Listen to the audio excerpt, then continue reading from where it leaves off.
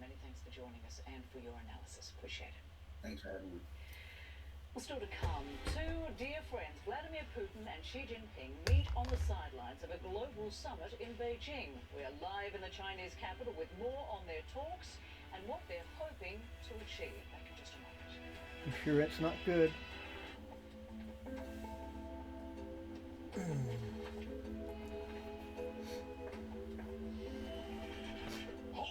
Imagine a world with no drama. I haven't sat down his card yet. At 4imprint, finding the promotional products you need to create a memorable moment is an easy mission. Our expert team will take care of every detail to make your success a certainty. Take the drama out of ordering promotional products at 4imprint.com. 4imprint, for certain. I've been waiting for somebody just like you.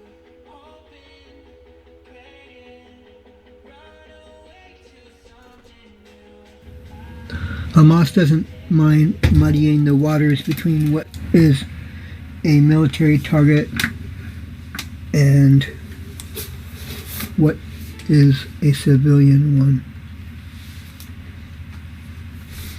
A song by Paul Beckman, Polly Rainbow Song. Also the new and first leader of humankind in the free world. Created October 12th, 2023.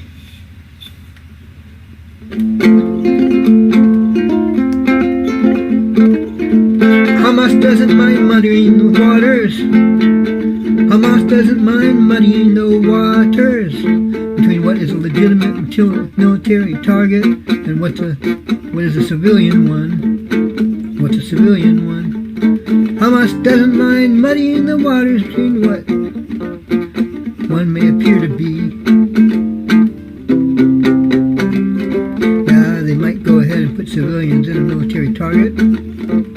Or they might put Hamas fighters in a civilian one, muddying the waters for everyone.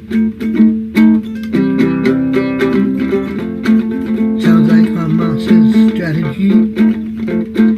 It does no one any good. That's probably why they do it. Muddying the waters. Tricky coyote, Hamas, they'll still get you. Yeah, they'll still get you.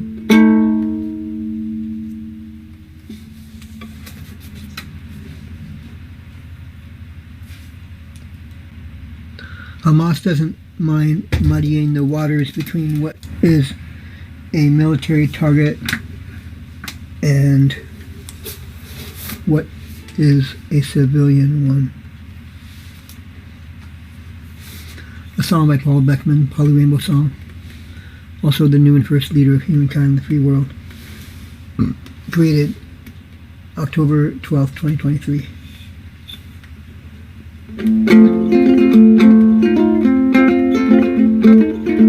Hamas doesn't mind muddying the waters.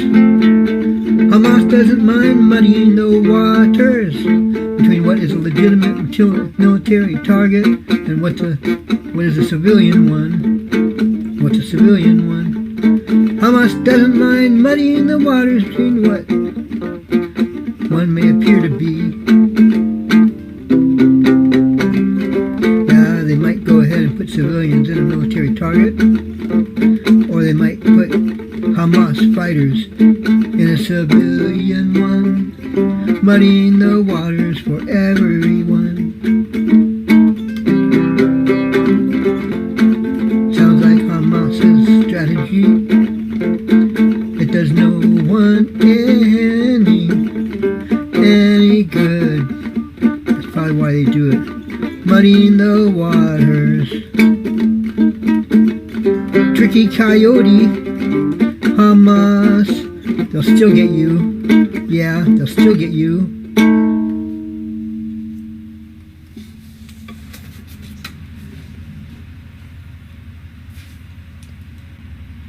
Hamas doesn't mind muddying the waters between what is a military target and what is a civilian one. A song by Paul Beckman, Polly Rainbow Song. Also the new and first leader of humankind in the free world. Created October 12th, 2023.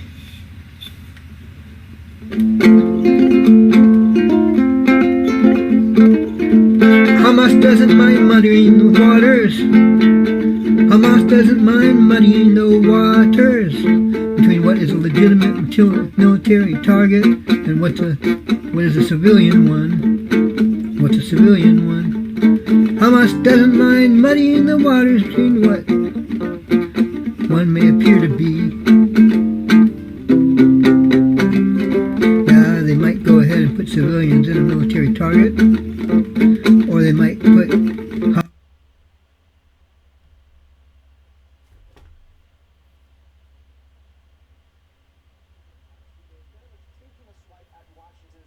his program is not about ideological confrontation or geopolitical rivalry. That's an argument Putin seems to be very much on board as the two good old friends meeting once again here in the Chinese capital. Rosemary?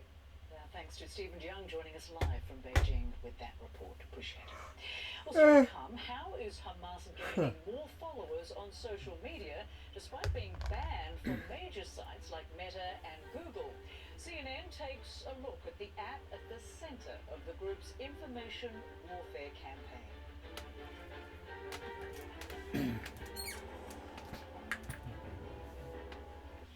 For the ones who work hard to ensure their crew can always go the extra mile, there's Granger, offering professional-grade supplies backed by product experts. Call, click Granger.com, or just stop by.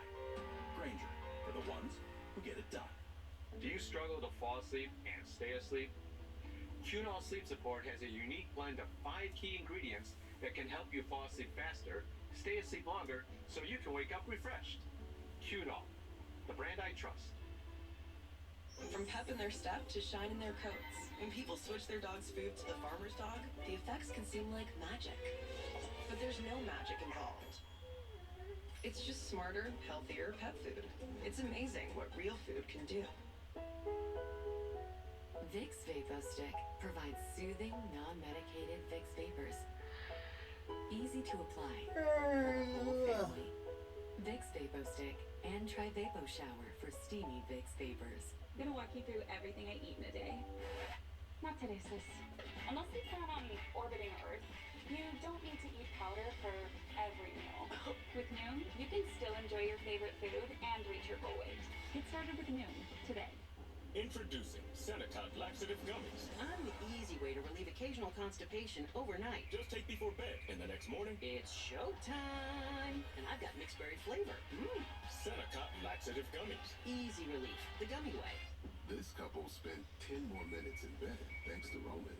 With Roman, you can take care of erectile dysfunction conveniently and discreetly. Because sometimes everything else can wait. Get started at ro.co/Roman. Internet without trackers. Without malware-ridden files. Zen. Be more cyber zen. Get NordVPN. Get customizable furniture at joybird.com that complements your art, your green thumb, or just you. Create your dream space with Joybird. Plus, get free design services at joybird.com. For muscle cramps and spasms, what's your move? The Hercules? Make the move to TheraWorks for fast muscle relief. Safe, gentle, and absorbs quickly for relief. TheraWorks works. Try TheraWorks and get back at it. Hi, my name is Kim, and I am 41 years old. I've been given the opportunity to work from home, so that means lots of video calls. I see myself more, and I definitely see those deeper lines. I'm still Kim, and I got Botox Cosmetic. I wanted to keep the expressions that I would normally have. You know, you're on camera, and the only person they can look at is you. I was really happy with the results. I look like me, just with fewer lines. Botox Cosmetic is FDA approved to temporarily make frown lines, crow's feet, and forehead lines look better. The effects of Botox Cosmetic may spread hours to weeks after injection, causing serious symptoms. Alert your doctor right away, as difficulty swallowing, speaking, breathing, eye problems, or muscle weakness may be a sign of a life-threatening condition. Do not receive Botox Cosmetic if you have a skin infection. Side effects may include allergic reactions, injection site pain, headache, eyebrow, eyelid drooping, and eyelid swelling. Tell your doctor about your medical history, muscle or nerve conditions, and medications, including botulinum toxins, as these may increase the risk of serious side effects. See for yourself at BotoxCosmetic.com. Closed captioning is brought to you by Page Publishing. Want to publish a book? We'll review your manuscript for free. If you've written a book, Page Publishing can help you through the process. We cut through the confusion of the publishing world to make it easy for you. Call 800-563-0741.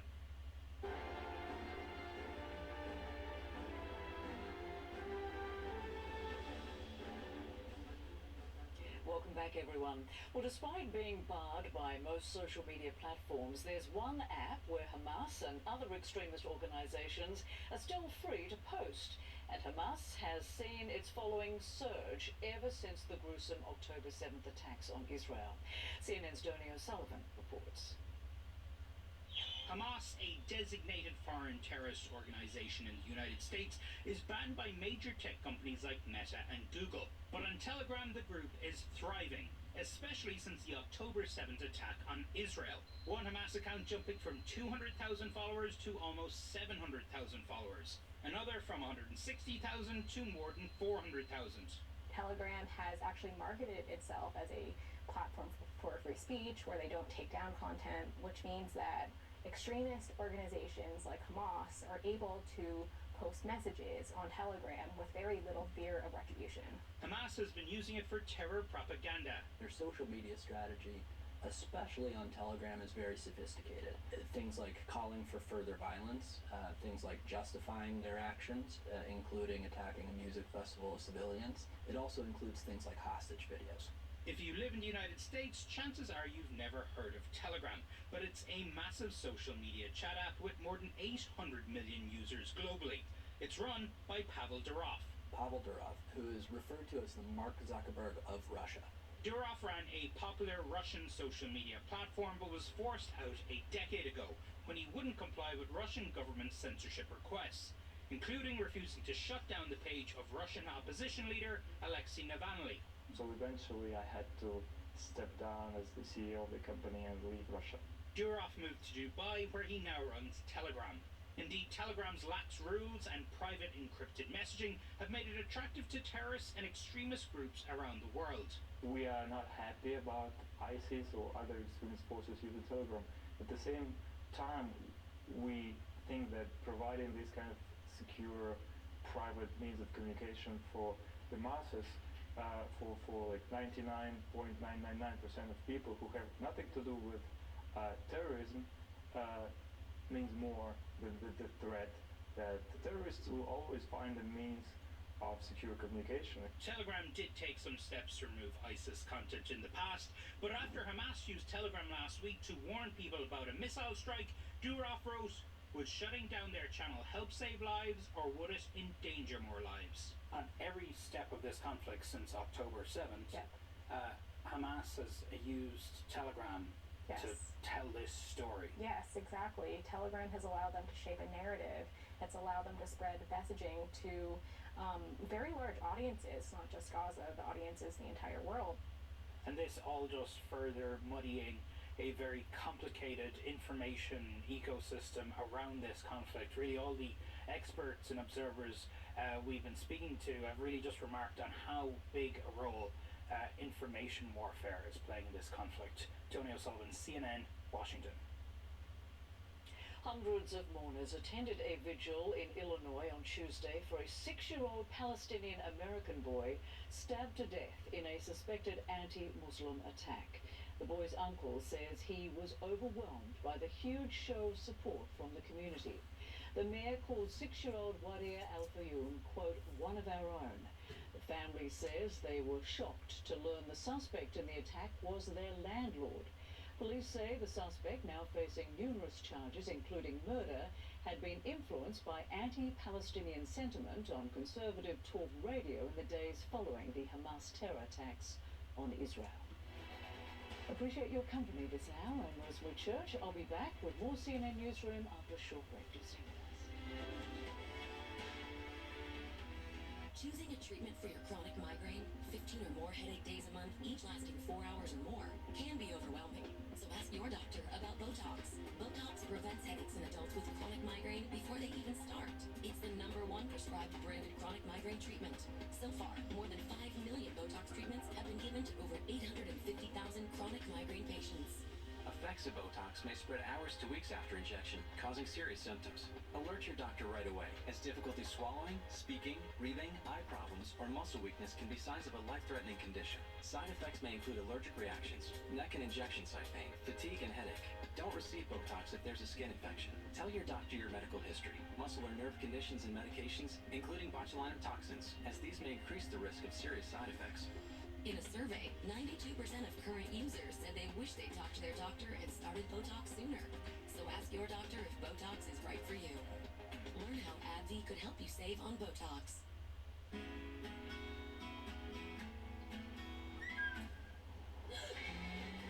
he is. It's right there. Oh, he's straight ahead, straight ahead.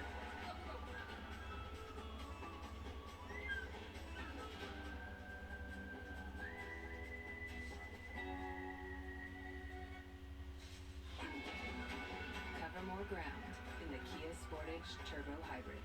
Kia, movement that inspires. Wow. Incredible. Amazing. My go-to is Lumify eye drops. Lumify dramatically reduces redness. In 1 minute. And look at the difference. My eyes look brighter and whiter for up to 8 hours. Lumify? It's kind of amazing.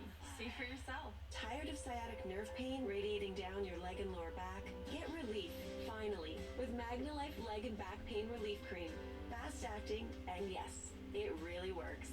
So get living. Available at your local retailer. Sidney Crosby just continues to boost because he has a great hockey mind. Get ball. Roll the wrist. Upstairs. Detroit's a dangerous team, and they're looking to make that next step. It'll be a fun game. Penguins Bedwars tomorrow at 7 on TNT. I was shocked that I had cancer because there isn't cancer in my family. I didn't know you could die from skin cancer. And then I go in 2 weeks later to get my diagnosis of melanoma. Melanoma is the deadliest form of skin cancer.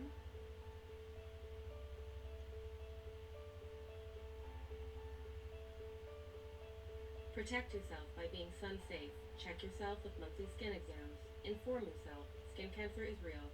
Learn more at saveyourskin.ca. If addiction is making you feel lost and alone, here is real help. The John Volkin Academy is recognized as one of the best addiction treatment programs in North America because their long-term holistic approach to recovery goes far beyond initial drug and alcohol treatment. Program participants also progress physically, mentally, socially, and spiritually. It all assures lifelong sobriety. If you've been disappointed with treatment before, come and experience real recovery. The John Volkin Academy. We change lives. Learn more at Volkin.org.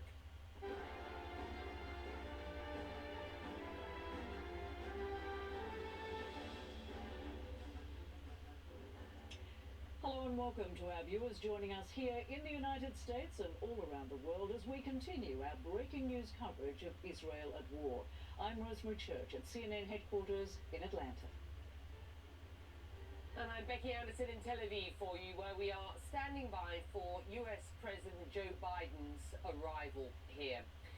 Well, Biden is stepping directly into a geopolitical minefield, made even worse by a blast at a hospital in Gaza that the Palestinians say has killed hundreds of people. The subject matter and the video that we are about to show you are graphic. Palestinian officials say the hospital was hit by an Israeli airstrike. Israeli military officials blame a rocket misfired by Palestinian Islamic Jihad. And they are presenting video evidence which they say backs up their case. The World Health Organization says that the hospital has been caring for patients and sheltering thousands of people displaced from their homes. The hospital blast has brought condemnation from around the globe.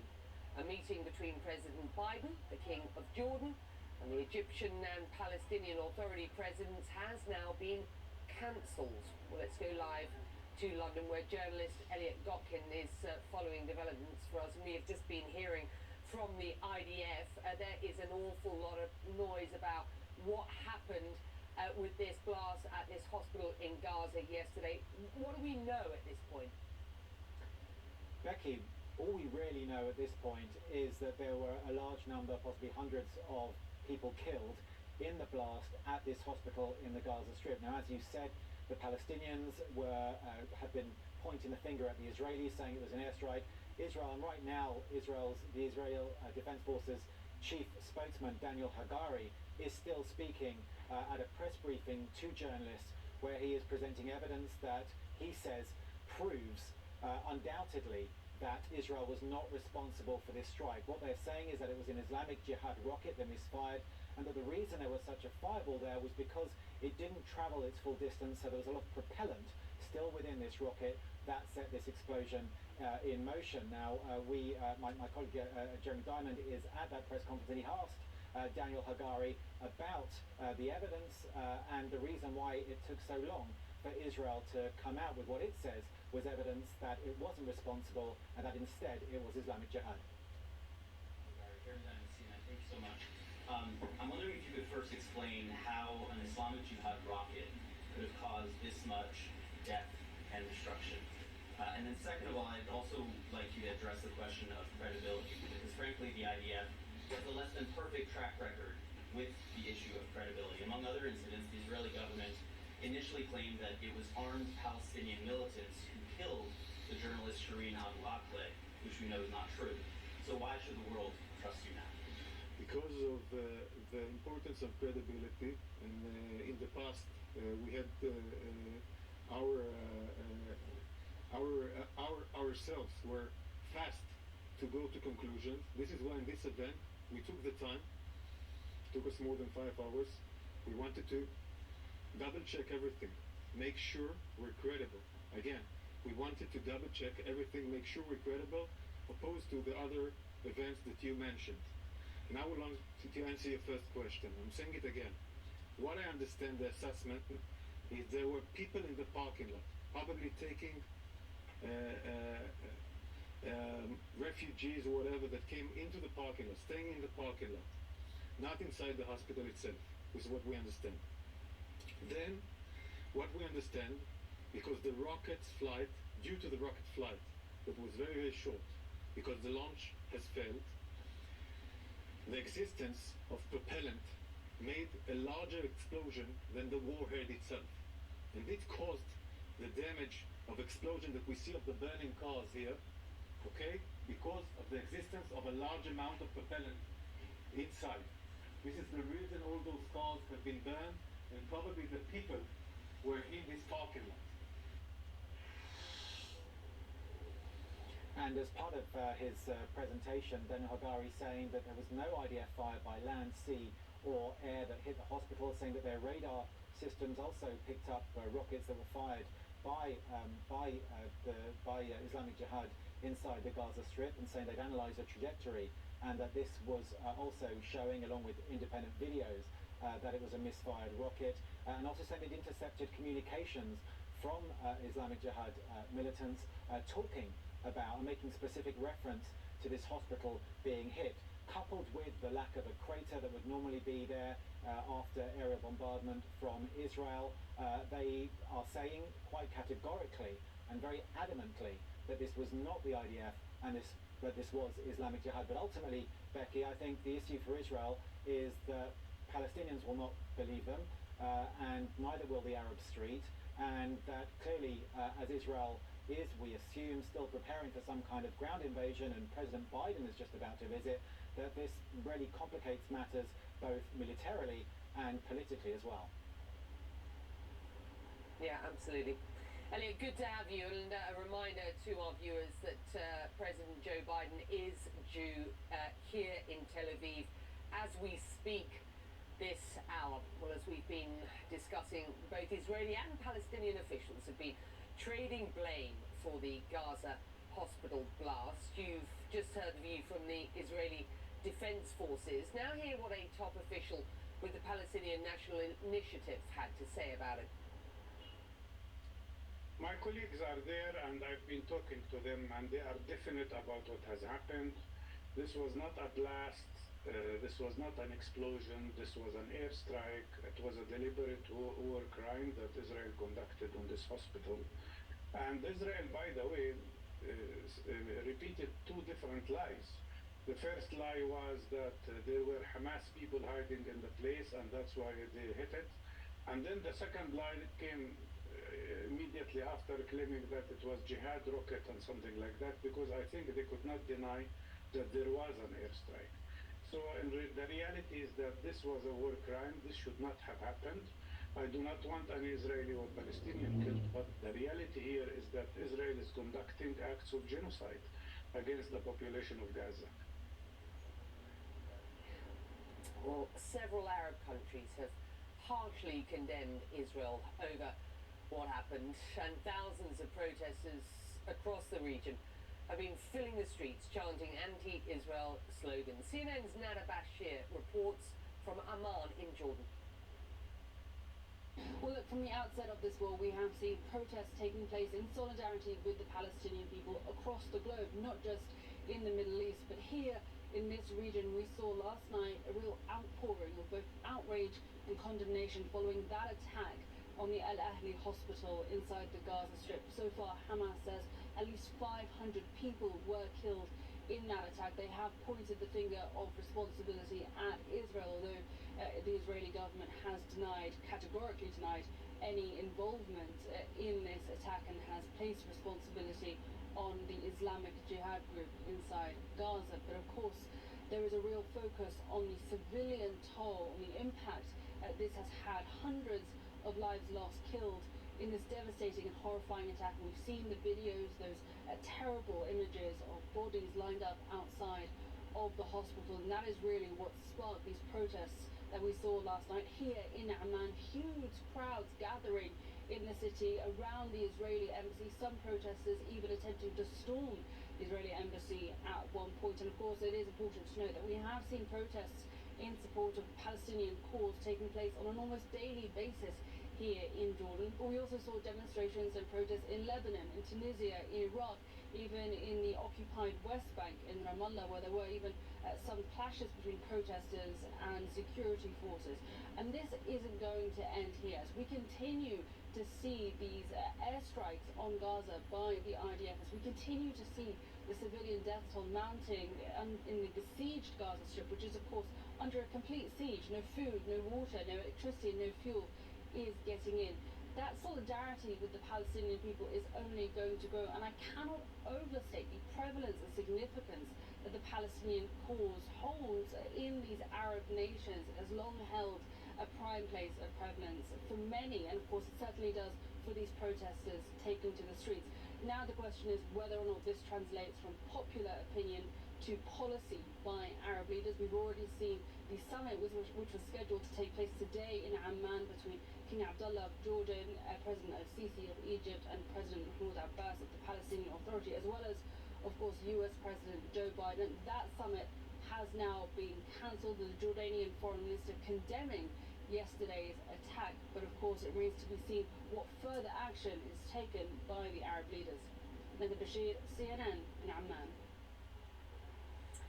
Well, the White House has released a statement from US President Joe Biden while he is on board Air Force One flying here to Tel Aviv in Israel. It says, "I am outraged and deeply saddened by the explosion at the Al Ahli Arab hospital in Gaza and the terrible loss of life that resulted. The United States stands unequivocally for the protection of civilian life during conflict, and we mourn the patients, medical staff and other innocents killed or wounded in this tragedy."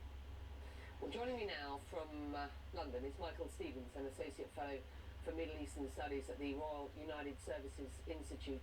It's good to have you with us. I mean, I know that you will have been warning us as much as anybody else about the potential for serious unrest here over the past months. We've seen, real sort of unrest in the West Bank. Perhaps nobody could have expected to have happened, to have seen what happened in Gaza. Michael, this has made an already high-stakes visit, this hospital blast, this has made an already high-stakes visit even more important. What are President Biden's objectives here, and how can he turn the temperature down at this point? Well, I think some of those objectives probably changed while he was in the air, frankly, because the situation has dramatically deteriorated since the 8 hours in which he left the United States. And we've gone from a point in which President Biden may well have had a good, solid set of meetings with Arab leaders where there was a potential for de-escalation, where there was a pathway to perhaps see some light at the end of the tunnel to emergency firefighting, quite literally and metaphorically. We're now in a situation where Arab leaders are cancelling meetings with Biden. At the moment, he's only going to be speaking to the Israelis. You've got American consulates being attacked in Beirut and threatened in Amman as well. And so we're right on a knife edge here. So some of the plans I think he would have had to sit there and say to the Israelis, look, what's the end game for your ground operation? How can we minimize civilian casualties? And at the same time ensure that the region does not spill over into wider regional conflict, have turned into, we need to find something very quickly to stop this spiraling out of control. I wonder what that is. I mean, the PA has cancelled the meeting with Biden. We've seen widespread condemnation in Ramallah on the West Bank. The UAE, Israel's most important partner in the Arab world, said in a statement that it strongly condemned the Israeli attack. It went on to say on the international community, it calls on the international community to intensify efforts to reach an immediate ceasefire to prevent further loss of life, to avoid further fueling the situation in the occupied Palestinian territories, and to advance all efforts to achieve a comprehensive and just peace while preventing the region from being pulled into new levels of violence, tension and instability. And we are hearing that echoed in Saudi Arabia, in Jordan, in Egypt, all blaming Israel at this point. So the question is, what is the way out of this? I mean, we've seen this meeting in Jordan cancelled for President Biden. That's a really big deal, isn't it? It is a big deal, and frankly it's unthinkable that a regional leader at a time like this would not want to meet the President of the United States, who is still far and away the ultimate and most powerful arbiter of any conflict that occurs between Israel and the Palestinians. I think it's important to reflect on what you've just said. Israel has spent the last 18 to 24 months building relationships in the region. There was potential for normalization with Saudi Arabia. The people that it is talking to, whether that's Mohammed bin Salman in Riyadh, whether that's Mohammed bin Zayed in Abu Dhabi, are now walking back and walking away from the Israelis.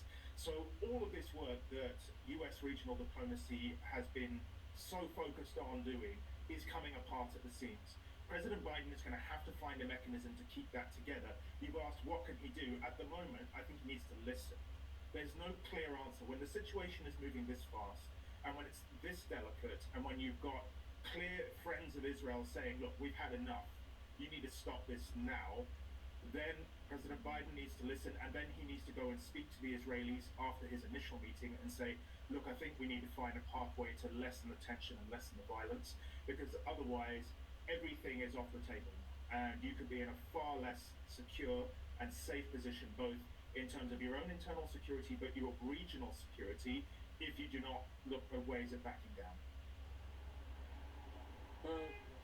Meantime, as we see all of this going on, lest we forget those Palestinians and others in Gaza who are at threat of death, basically, at this point, whether under attack from airstrikes or because there is, not enough fuel, water, electricity, food in the place. I guess, Joe Biden will be here speaking to the Israelis about how that humanitarian corridor is safely ensured, but also will be looking for that opportunity to try and get that Rafah border crossing open into Egypt, not just for humanitarian aid to come in, but for people to leave Gaza. And that is not something the Egyptians nor the Jordanians want to see. What sort of effort do you believe is going on behind the scenes to put added pressure on Egypt to open that border crossing? And do you believe that they will affect that? Firstly, no, I don't think they will. King Abdullah of Jordan has said quite categorically on behalf of his own country, and he's spoken on behalf of the Egyptians. He said this is a red line. If that's a red line, then they're going to stick to it, frankly. And they have their reasons for doing that. People on the outside can agree or disagree. I think from the Jordanian point of view, they feel that they've taken enough refugees over the last 60, 70 years. The Egyptians obviously fear destabilization in their own country, and the fact that perhaps if the fighting is so severe, then perhaps people from Gaza could never go back. The key now is the humanitarian corridor discussion. The problem is this: it reminds me a lot of what happened in Syria, when rather than talking about solving the problem, we were talking about humanitarian corridors of access, which is ameliorating the problem. It's not solving anything, it's just making a bad situation slightly less bad. So you've got to have two conversations at the same time. Talking about humanitarian access, they need water, they need food supplies. We know the World Food Programme is right on the edge of that Rafah border crossing, trying to get supplies in. At the same time, you need to find a way to make sure that the fighting cools off a little bit so that there's less threat to people still in the Gaza Strip. Still 2.2 million people still in Gaza, and I think that's something that has to be addressed. The big question, of course, then is, does this ground operation happen? And if it does, how long is it going to go on for? And what's going to be the ramification of that? Because you could have a situation in which these Palestinians in Gaza are pushed up next to the border for as much as a month. In which case, it's not just about humanitarian corridors. This is a massive operation to make sure people are fed, clothed, with clean water and enough electricity. So there's many, many different factors at play. I spoke to one man who had gone south from Gaza City yesterday. They made that decision because the houses around him, the apartments around him, were being bombed in Gaza City. 50 people now in one small cabin in Gaza. 20 of those are children. He said they are working on fumes as far as their water, electricity and food are concerned, and that was yesterday, 24 hours ago. Just one anecdotal story about what is going on there. It is shocking. Michael, it's good to have you. Thank you very much indeed. You're watching CNN. Still to come, the IDF and Hezbollah continue to exchange fire along Israel's border with Lebanon in the north as they brace for the possibility of the conflict spreading further across this region. Hi, I'm Jason. I've lost 228 pounds on Golo. I don't ever want to go back to wearing a 4XL shirt and not being able to climb up the stairs without taking a break. So I'm committed to Golo for life. The virus that causes shingles is sleeping in 99% of people over 50. It's lying dormant, waiting, and could reactivate. Shingles strikes is a painful, blistering rash that can last for weeks, and it could wake at any time. Think you are not at risk for shingles? It's time to wake up, because shingles could wake up in you. If you're over 50, talk to your doctor or pharmacist about shingles prevention. Can we get real clear about life with psoriasis? Yeah, I'm ready. Is your treatment leaving you with uncontrolled symptoms? Like the cover-it-ups and brush-it-offs? Enough with good enough. Don't stay hiding or hurting. When your lotions and creams don't do enough to help treat the inflammation beneath the skin causing plaques and pain, it's time to get real about psoriasis so your dermatologist can help you get clear. Make the appointment and ask about Real Clear Skin. When the world of business is constantly changing, you need to stay ahead. So what about AI to generate new possibilities? Machine learning to predict what customers will like. Or expand your business by forecasting delivery routes with real-time data. With the most experience in the cloud, imagine how AWS can transform your business. I used to leave urine when I coughed, laughed, or exercised. I couldn't even enjoy playing with my kids. I leaked too. I just assumed it was normal. Then we learned about Vulcanid. an FDA-approved non-drug solution for our condition. It really works, and it lasts for years. It's been the best thing we've done for our families. Visit findyourrelief.com to find an expert physician near you. Ask if Bulkamid is right for you and discuss potential risks. Results and experiences may vary. Move beyond the leaks. Businesses need 5G solutions today. That's why they choose T-Mobile for Business. MLB partners with T-Mobile to not only enhance the fan experience, but to advance how the game is played. AAA relies on T-Mobile's network to stay connected nationwide so they can help get their members back on the road. And we're helping Pano AI innovate to stop the spread of wildfires. Now's the time to see what America's largest 5G network can do for your business. Over 13 million Americans were affected by identity theft in 2022. And the threats go way beyond just credit card fraud. Today's identity thieves can open loans, transfer home titles, and even commit crimes in your name. Someone got my social security number, made a driver's license, and was used for criminal activity. Your information is exposed through online shopping, banking, even corporate data breaches. No wonder there's a new victim of identity theft every 3 seconds. Only LifeLock alerts you to the widest volume of threats all in one place. I clicked, that's not me, and LifeLock took it from there. If you become a victim, a dedicated US-based restoration specialist will work to fix the issue. All LifeLock members are backed by the LifeLock $1 Million Protection Package, including reimbursement for stolen funds. I will be with LifeLock forever. Enrollment takes just minutes. Call now or go online and use promo code GET25 to save 25% on your first year. Enroll now.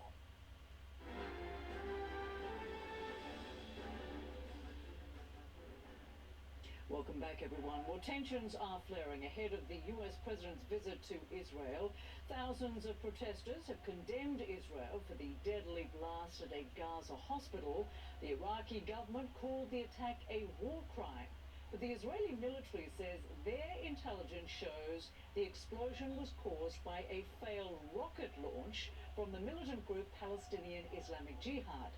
Now, we have reported Israel's denials of responsibility for the hospital blast, but as CNN's Hadass Gold explains, the world is already condemning the incident. Even if this information comes out and the Americans are convinced, President Biden is convinced, and he even says, you know, I believe this was an errant rocket that caused this, the damage is already done. Look at just the media coverage over the last few hours. Look at what's happening on the streets in these cities all around the world. Israelis are being warned to immediately leave places like Turkey. Like at this moment, if you're vacationing in Turkey, get on a plane, get out now. So even if it turns out that the Israelis are correct and that President Biden agrees with their assessment, this was an errant rocket, the damage is done. We've seen the summit that has been canceled is supposed to help with this humanitarian situation. President Biden's trip is being changed dramatically. The damage for the Israelis on the international stage is already completely done. This is a tense situation growing more precarious by the day, raising concerns of a possible second front for Israel, which could trigger confrontations across the region. CNN's Ben Wiedemann reports. Strike after strike after strike, and every strike is followed by an Israeli counter-strike. Combatants and civilians killed on both sides. Hezbollah is testing just how far it can go, hitting Israeli targets without igniting a full-scale war. But the stakes here are treacherously high. If Hezbollah makes a mistake, the Israeli military's chief of staff warned on a tour of the border, it risks, in his words, annihilation, annihilation, annihilation. Hezbollah isn't wavering. We're not afraid of Israel, and we're not afraid of the Americans behind them, Hezbollah parliament member Hussein Jeshi tells me. And behind Hezbollah stands Iran, whose foreign minister warns if diplomatic efforts fail to stop Israel's attacks on Gaza, the opening up of new fronts is inevitable. And South Lebanon could be that front.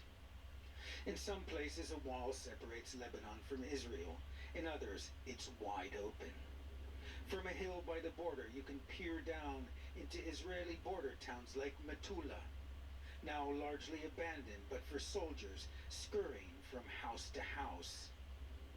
Israel and Hezbollah have battled here before, and they may soon be at war again. Ben Weidman, CNN, Southern Lebanon. Still to come, condemnation and concern after a deadly hospital blast in Gaza. We will dive deeper into a worsening humanitarian crisis just ahead. Hi, it's Christina again. I'm here to tell you about an all-new special offer from my friends at Jacuzzi Bath Remodel that you don't want to miss. You already know, Jacuzzi has been making water feel great for more than 65 years. And now, they're bringing you this special TV offer. We're waiving all installation costs and postponing all payments for 1 year. Jacuzzi Bath Remodel has a design you'll love at a price you can afford. And, best of all, they can install it in as little as 1 day with no stress and no mess. Are you ready to see your new shower? Here it is. It's fabulous! Taking a shower had gone from being a joy to being a burden. I was afraid I would fall. I called, and just 1 day, I had a shower I could feel safe in. No matter your situation, Jacuzzi Bath Remodel has a solution for you. From a safer, easy entry shower with features like grab bars and a custom seat to keep you feeling comfortable and independent at home, to a stunning family bath, or how about a luxurious upgrade with a timeless design that will look great for years to come. Plus, they're built to last with a lifetime warranty from an iconic brand you know you can trust. It was done the same day. We did not have to wait. It's absolutely perfect. It's exactly what I was dreaming of. If you haven't already experienced what Jacuzzi Bath Remodel can do for you, your family, and your home, don't wait any longer. Now is the best time to call. It's never been easier. Take advantage of this special TV offer today. Go to jacuzzibathremodel.com or call 800-321-0299. That's 800-321-0299. Call now.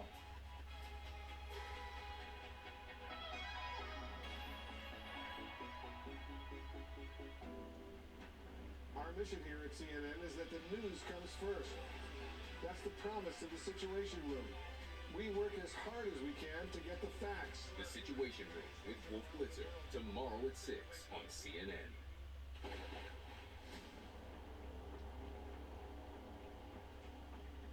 No one plans to accidentally fall overboard. But if you do, having your life jacket within reach might not be close enough. Want to see what happens next?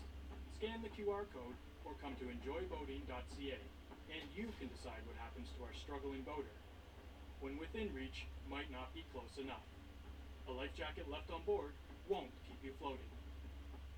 Every year, Make a Change Canada adds more faces to our career success stories. We've helped thousands of people with barriers find a meaningful direction with our career assistance and IT skills training. When you give to Make a Change Canada, you're helping Canadians from all over to realize their full potential. To learn more and to donate, visit makeachangecanada.com and help create thousands more Canadian career success stories. Make a Change Canada is an accredited Canadian charitable organization.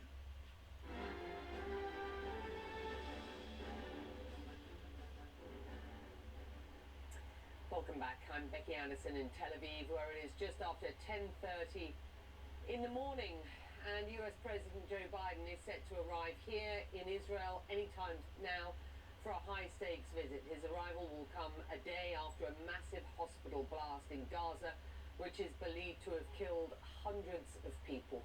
We must warn you, the images from the hospital are graphic.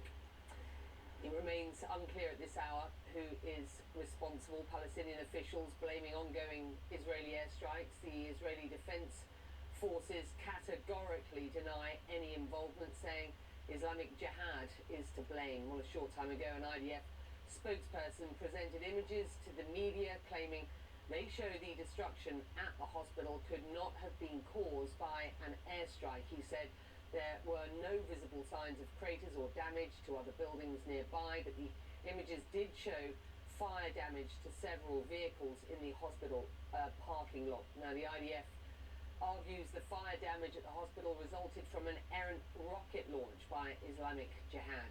CNN cannot independently confirm what caused the blast. Let's get you back to journalist Elliot Gotkin, who is following developments for you. So the IDF blaming Islamic Jihad. They have also released audio of a conversation between Hamas and Islamic Jihad around the time of the blast.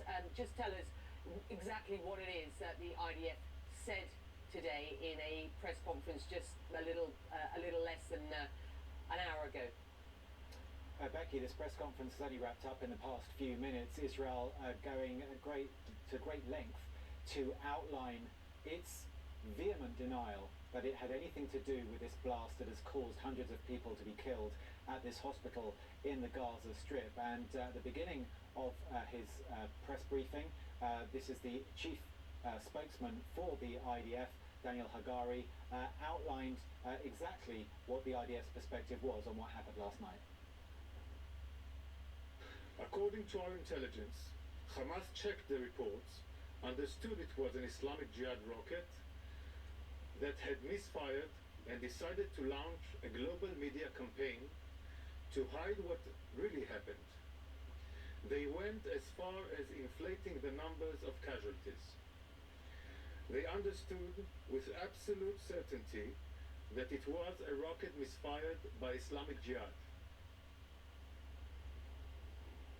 And what he says is that for some of the along with the evidence that you outlined from the IDF, that they say that there was no crater there that would have indicated an aerial bomb from Israel, that it wasn't striking from air, land or sea towards the hospital, that they have radar that indicates it was an errant missile, that they have those audio conversations intercepted. And in fact, what Hagari, the spokesman, has said in the last, towards the end of his press conference, is they have even more intelligence on what happened, which they are sharing with the United States, and no doubt that will be seen by President Joe Biden as he arrives in the country just hours after this blast at this hospital that has caused hundreds of casualties among Palestinian civilians there. Becky?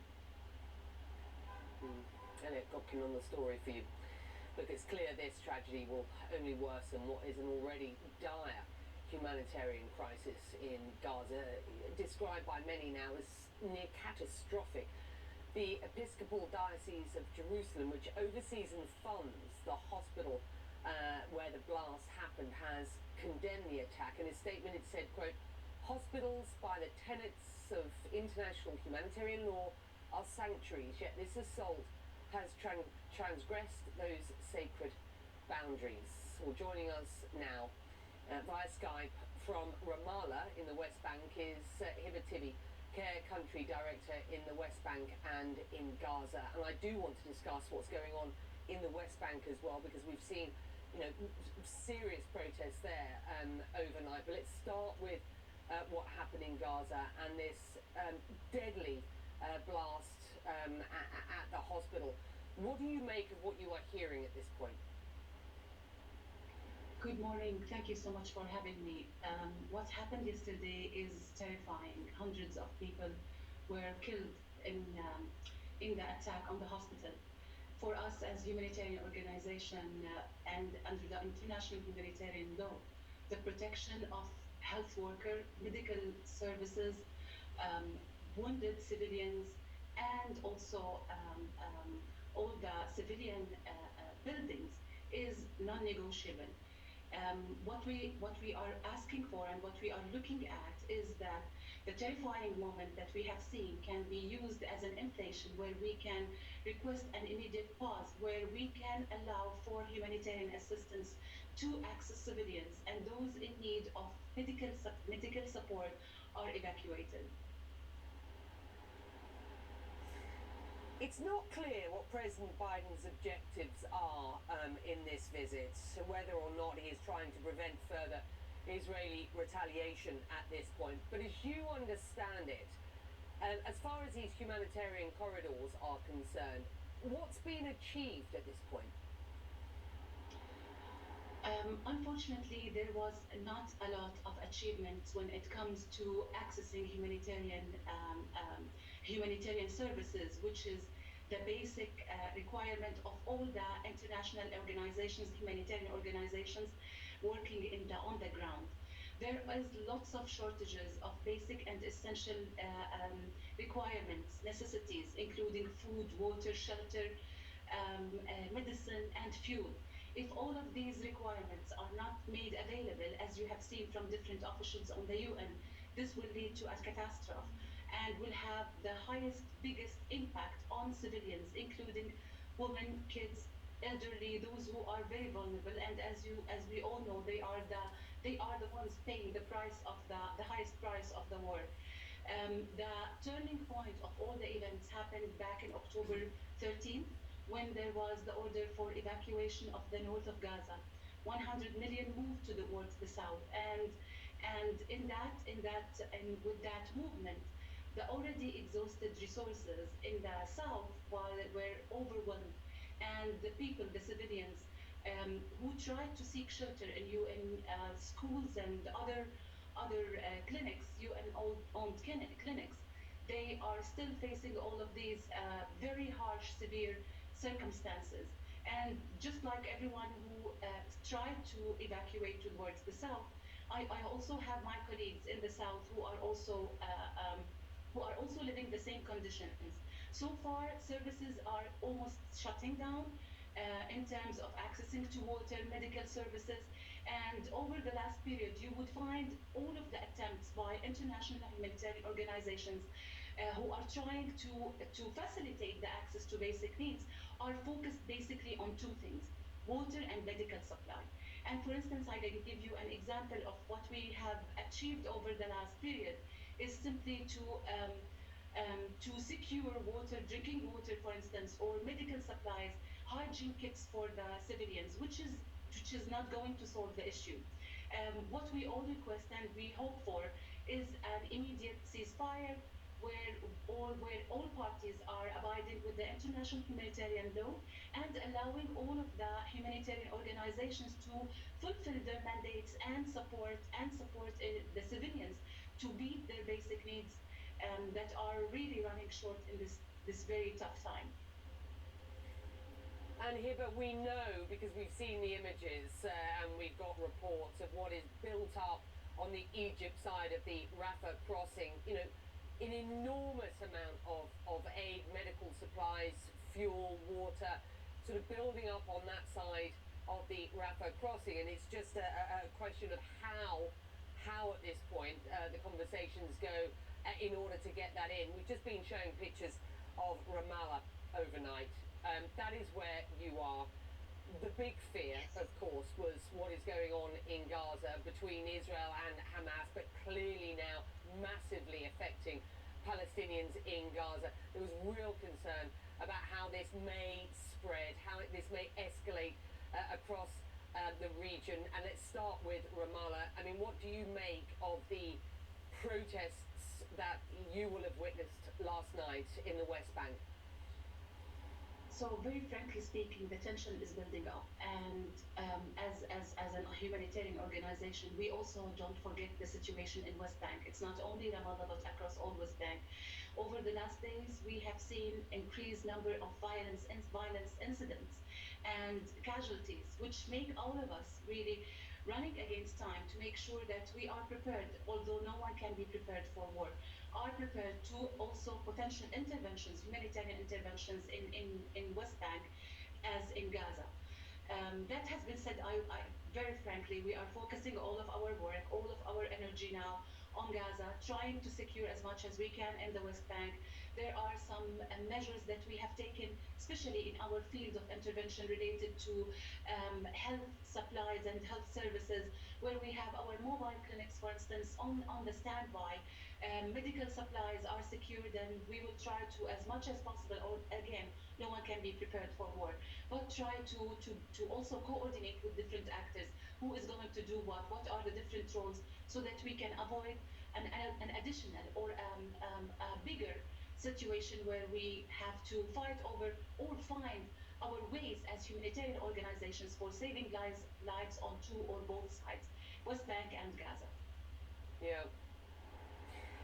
Hiba, Tibi, just getting to the root of just how tough this is for an organisation like yours, looking at what is going on in Gaza, trying to ensure that you can provide sort of, substantive logistical support in Gaza. So what is going on in the West Bank, of course, very much in focus for you as well. Thank you very much indeed for joining us. I know times are very, very tough for an organisation like yours and for you and your staff. Still to come, Vladimir Putin and Xi Jinping reunite in Beijing. How their no limits friendship is faring amid two major global conflicts. More on that after this. Meet the traveling trio. The thrill seeker, the soul searcher, and ahoy, it's the explorer. Each helping to protect their money with Chase. Whoa, a lost card isn't keeping this thrill seeker down. Lost her card? Not the vibe. The soul searcher is finding his identity and helping to protect it. Oh yeah, the explorer. She's looking to dive deeper, all while Chase looks out for her. Because these friends have Chase. Alerts that help check, tools that help protect, one bank that puts you in control. Chase, make more of what's yours. Let me be direct. You're watching football wrong. What do you call a guy in face paint that can't get the game? A clown. Sorry, what app was it again? No, just give me a second. Amateurs. Oh, sorry everybody. DirecTV Sports Central gives you access to every game. So you never have to compromise on game day. Was that necessary? I was just illustrating a point. Visit DirecTV.com for up to a $400 reward card. Okay. I'll deal with this tomorrow. You won't. It's ripe in here. Well, eyes are watering. I'm a busy man. Look how crusty this is. Shameful. It's just too much. Not with this. I'm tired. Tiger can tackle any pile. Not a tackle button? Just clean the pile, Ron. Okay. This too. That was easy. When stains and odors pile up, it's got to be Tide. More real estate professionals list properties with Realtor.com than any other site. Really? Really. Trust the #1 app real estate professionals trust. Download the Realtor.com app today. The Whole Story with Anderson Cooper, Sunday at 10 on CNN. Look, isn't that Frank Thomas? Oh, the big hurt. More like the big hunk. Wow, Frank Thomas. Hi, how's it going? Good. You look like you could still be playing. That's what I said. Well, I am feeling stronger and leaner. So, Frank, what's your secret? I discovered eugenics. I wish my husband did. It's easy. Just send a text. If you're a guy over 40, text LEARN to 231231 to get a complimentary sample of Nugenix Total T, the #1 selling free testosterone booster at GNC. Nugenix is a unique man-boosting formula powered by Testofen, a patented key ingredient clinically researched to help boost your free testosterone levels, to help you feel stronger, leaner, with more energy and drive, more passion too. Here, try a bottle. And trust me, she'll like it too. Text LEARN to 231231 to get a complimentary sample of Nugenix Total T. Text now and we'll include a bottle of Nugenix Thermo X, our most powerful fat incinerator ever. Absolutely free. That's LEARN to 231231. I'm Natasha Bertrand at the Pentagon, and this is CNN.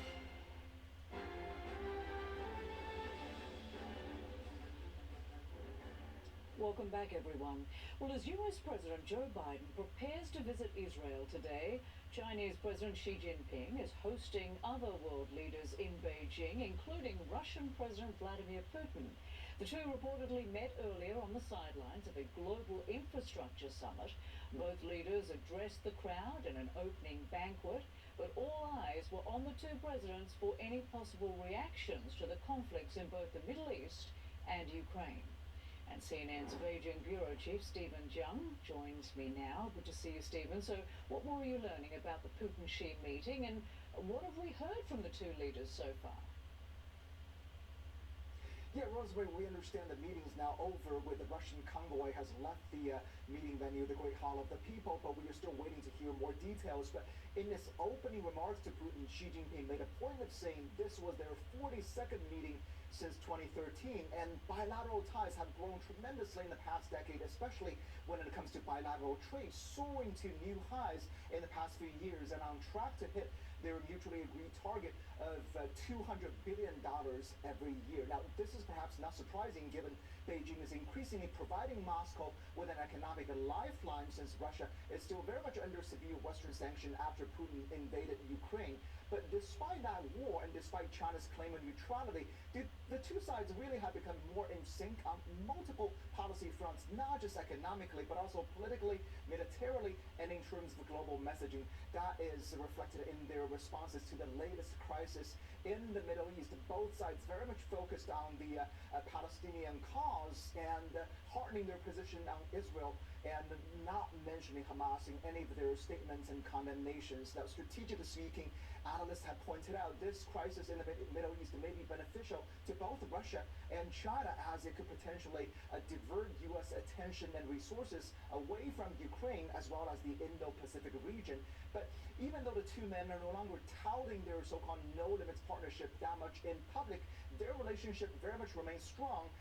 So is their country's relationship growing more robust and more substantive, because at the end of the day, they're very much bonded over their shared grievances against the U.S. by their desire to reshape U.S.-led world order. That is also very much the underlying theme of this forum, celebrating the 10th anniversary of Xi Jinping's signature foreign policy, that global investment scheme you talked about, Belt and Road Initiative. Xi Jinping, in his opening ceremony speech, without naming the U.S., very much taking a swipe at the U.S., saying his program is not about geopolitical rivalry, not about ideological confrontation, but common prosperity. That seems to be an idea and an argument Putin is very much on board with. Rosemary?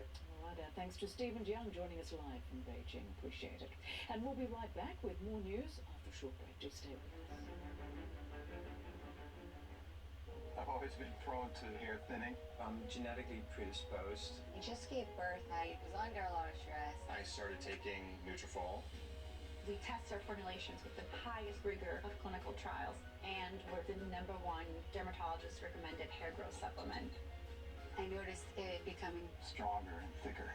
Nutrafol has taken me back to the hair I was meant to have. I am back to me. Start your hair growth journey at Nutrafol.com. It's true. Contacts are great until they get dry.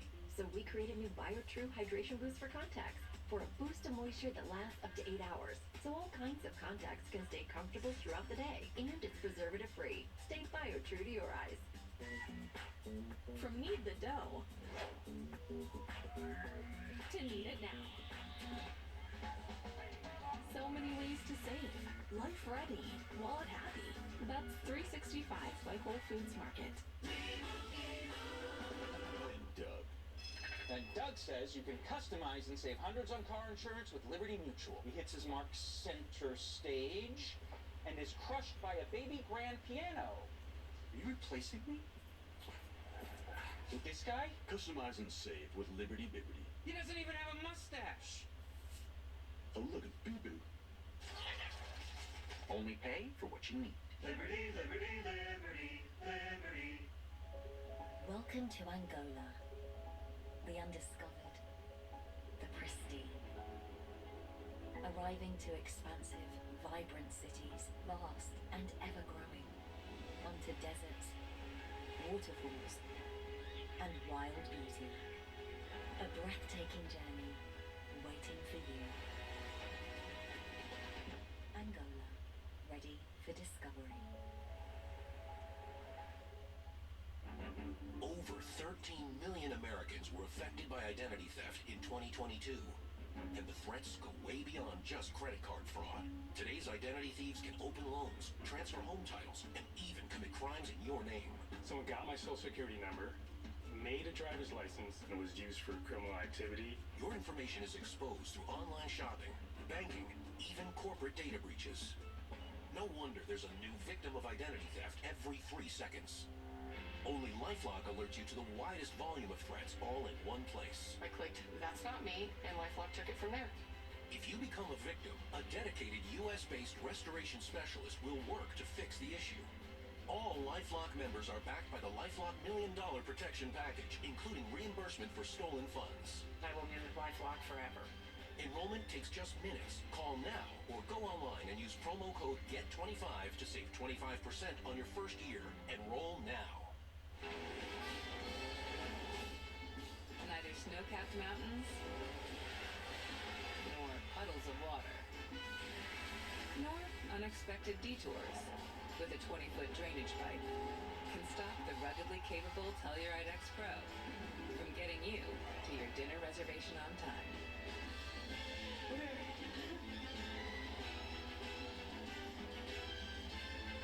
Kia, movement that inspires. Closed captioning brought to you by InVetHelp. Call 1-800-710-0020. Do you have an invention idea but don't know what to do next? Call InventHelp today. They can help you get started with your idea. Call now. 800-710-0020.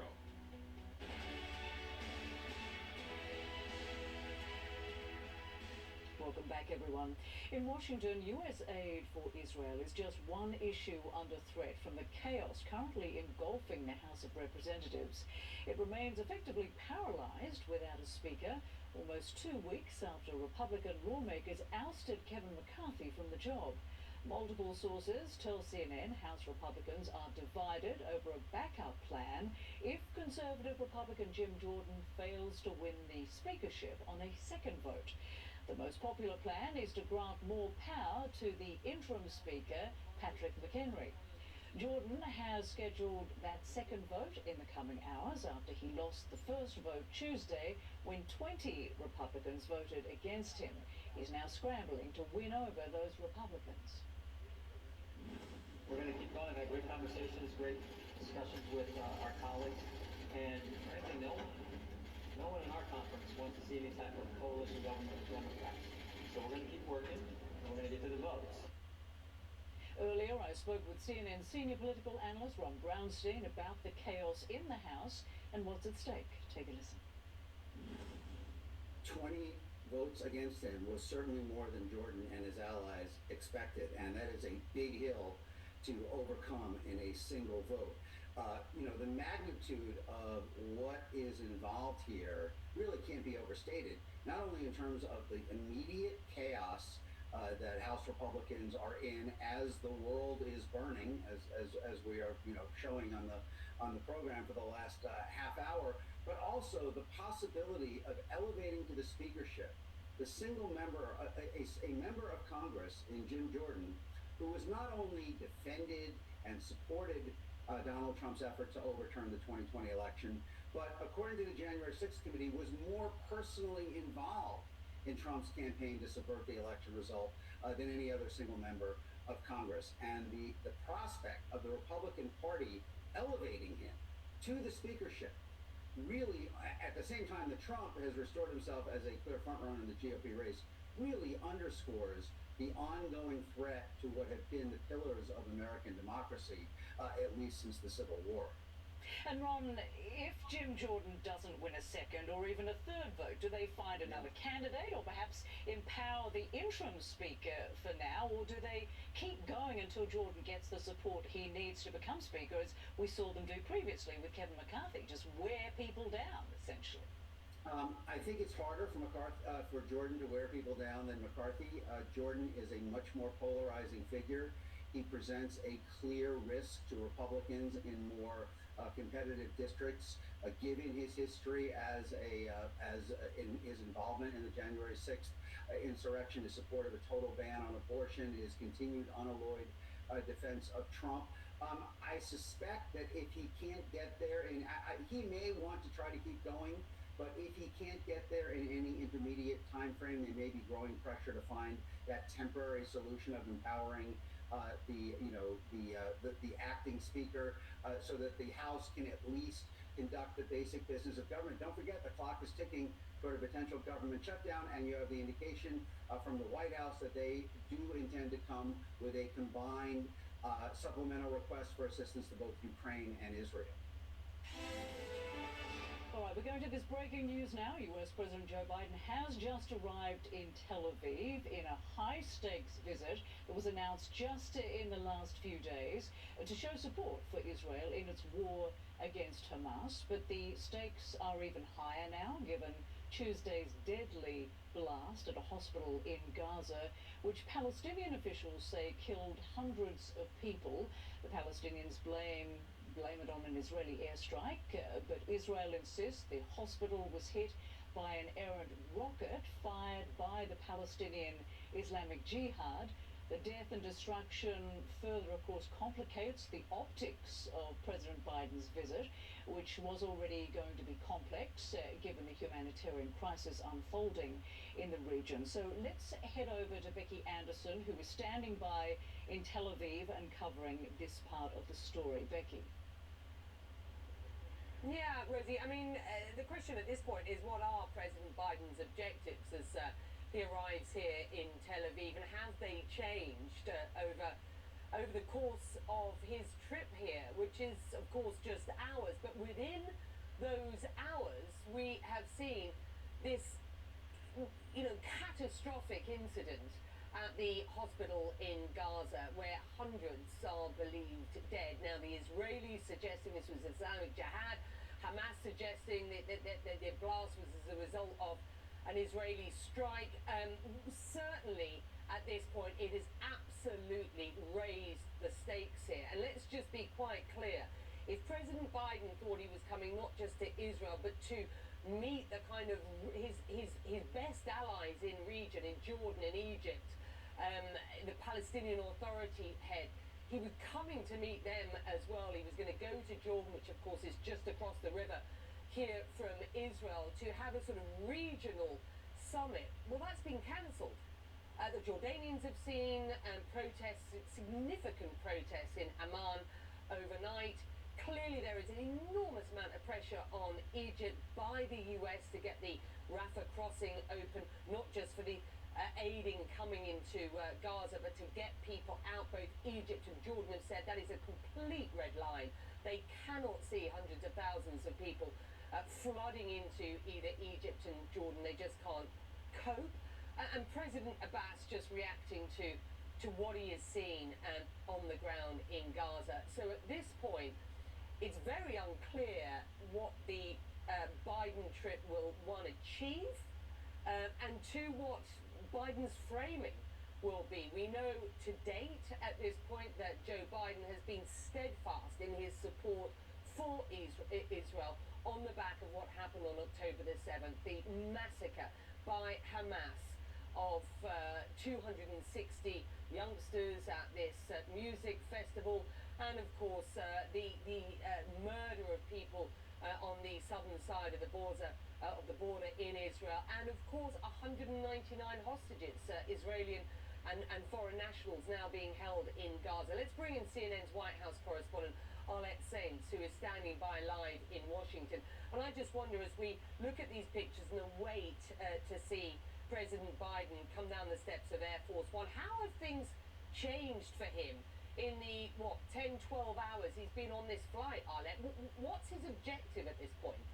Yeah, Becky, well, any moment now we're expecting President Biden to set foot in Tel Aviv, marking a real historic moment as he's expected to be greeted there by Israeli Prime Minister Benjamin Netanyahu. The president heading directly into an active conflict, the second time he is doing so this year. You'll remember he traveled into Ukraine on that secret trip earlier in the year, and now he will be doing so as Israel is waging its war against Hamas. But this already complicated and difficult mission that the president was embarking on became even more complicated just yesterday afternoon amid that blast at that hospital in Gaza. The second portion of the president's trip ultimately was canceled. He was set to travel to Jordan to meet with Arab leaders, in part to talk about establishing humanitarian aid, establishing a corridor to get that aid into Gaza, but that trip was upended in the aftermath of that blast. Now, White House officials have really downplayed the expectations for concrete deliverables from this trip. Of course, the president is heading in there hoping to press both Israeli Prime Minister Benjamin Netanyahu as well as others on trying to alleviate some of those humanitarian concerns. But it's unclear what specific announcements the president might leave Israel with. But part of his agenda while he is on the ground there today is try to ascertain what exactly the Israelis needs as they continue to try to root out Hamas. The U.S., of course, has said that Israel has the right to defend itself, but we have also seen the White House in recent days really trying to warn about trying to minimize the risk to civilian casualties. That is expected to be something that President Biden will also bring up in his conversations with Netanyahu. As you see there, he is now descending the stairs of Air Force One, making this historic visit to Israel, as he's not only trying to affirm U.S. support for the country, but also trying to send a message to potentially rogue actors in the region not to get involved and trying to prevent this from escalating into a wider situation. And so you see the president right there greeting the Israelis as he is there for this historic trip. That's right. And President Biden now on the tarmac in Tel Aviv in Israel, being greeted by Benjamin Netanyahu, the Prime Minister, and by the President, Isaac Herzog. And as you rightly point out, Arlette, this is an extremely delicate journey now, and its objectives, we can only assume, may have changed somewhat in the hours that he has been in flight. You speak about the fact that these regional meetings, the regional summit that he was supposed to attend once he's finished here in Israel, which was supposed to be in Jordan, has now been cancelled.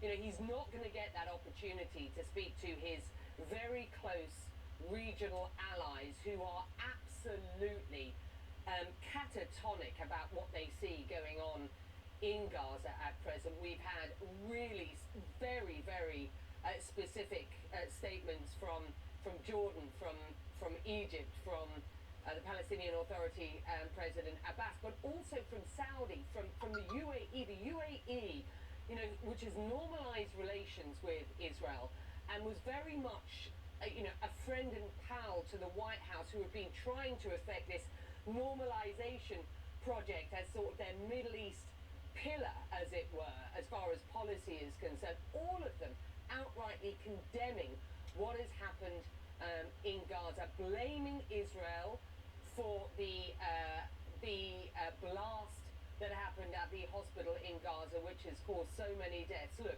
we've already just in the past hour or so heard from the IDF, who are absolutely denying that they were responsible for that incident. They have said it was a rocket from Islamic Jihad, one of the other groups working in Gaza, and they say they have evidence to support that contention. They also say that they have a audio conversation which they've now released between Islamic Jihad and Hamas soon after that blast, which they say supports the contention that it was indeed an Islamic Jihad rocket. But look, be that as it may, at this point, clearly it is important for the White House to get on the right side of this. And so, once again, we await to see, what comes out of these meetings in the next couple of hours or so.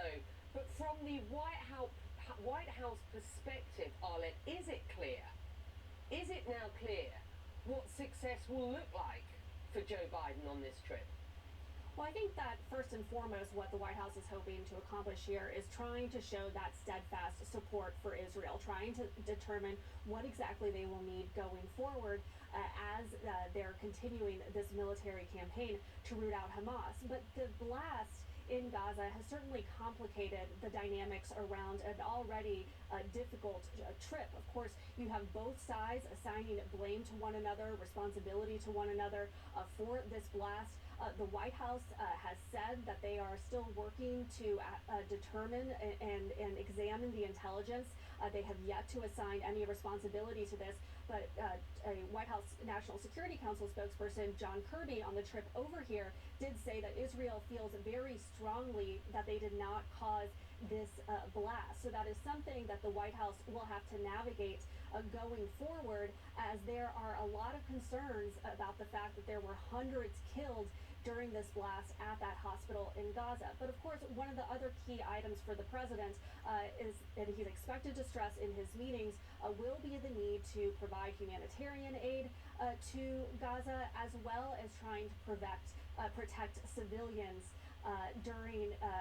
as Israel is continuing this campaign against Hamas. That has been one of the very tricky dynamics as this has all played out. You've heard Biden at the very beginning say that Israel has the right to defend itself, but you have seen this steady uptick of warnings from the president and the White House to Israel to try to take caution about civilians who could get caught up in this battle. And that is something, as you noted, that allies in the region have also expressed concern about. You've heard that from the Egyptian president. You've heard that from Jordan's King Abdullah. And so that is all something that the White House will have to balance in this moment. Of course, one thing to note is that even though this trip to Jordan was canceled, even though that summit with those Arab leaders was canceled, the White House did say that the president intends on calling Egyptian President Sisi as well as the Palestinian Authority President Mahmoud Abbas as he is traveling home back to Washington once this trip in Israel concludes. So this could be an opportunity for the president to once again try to talk about those humanitarian corridors, getting that aid into Gaza, but it's unclear whether they will emerge with any type of concrete plan coming out of the president's trip today. Of course, the White House says another issue that is top of mind to President Biden is those hostages who are being held by Gaza. The White House estimates there are about a handful of Americans who may be currently being held hostage. While the president is on the ground there in Israel, he is expected to meet with families who have been impacted by this violence, who have lost loved ones, also those who believe that their loved ones are being held hostage. It's unclear if any of those will be Americans, but that is one of the president's key priorities, though it doesn't, they haven't had any signals yet that there will be any imminent release. Okay. While we watch these pictures, let's just remind ourselves what is going on here. So President Joe Biden has arrived in Tel Aviv in Israel. They are now leaving in the cars from the tarmac where they touched down. Let me just bring back some images of what happened as President Biden descended the stairs. He hugged, and obviously the optics are very important here. He hugged the Prime Minister Benjamin Netanyahu as he came off that flight. Also in attendance there, the President Isaac Herzog also embracing the US President. While on the flight, the White House released a statement from the US President while he was flying into Israel on Air Force One. It says, and I quote, "I am outraged and deeply saddened by the explosion," as he described it, at the Al Ahli Arab Hospital in Gaza and the terrible loss of life that resulted. The United States stands unequivocally for the protection of civilian life during conflict, and we mourn the patients, medical staff and other innocents killed or wounded in this tragedy. You have to ask yourself how the objectives or framing of this trip might have changed in the hours while Joe Biden has been on that flight, given what we saw local time here at 7 o'clock yesterday, the enormous loss of life by an explosion at the hospital in Gaza. The IDF absolutely 100% describing that as an attack by Islamic Jihad.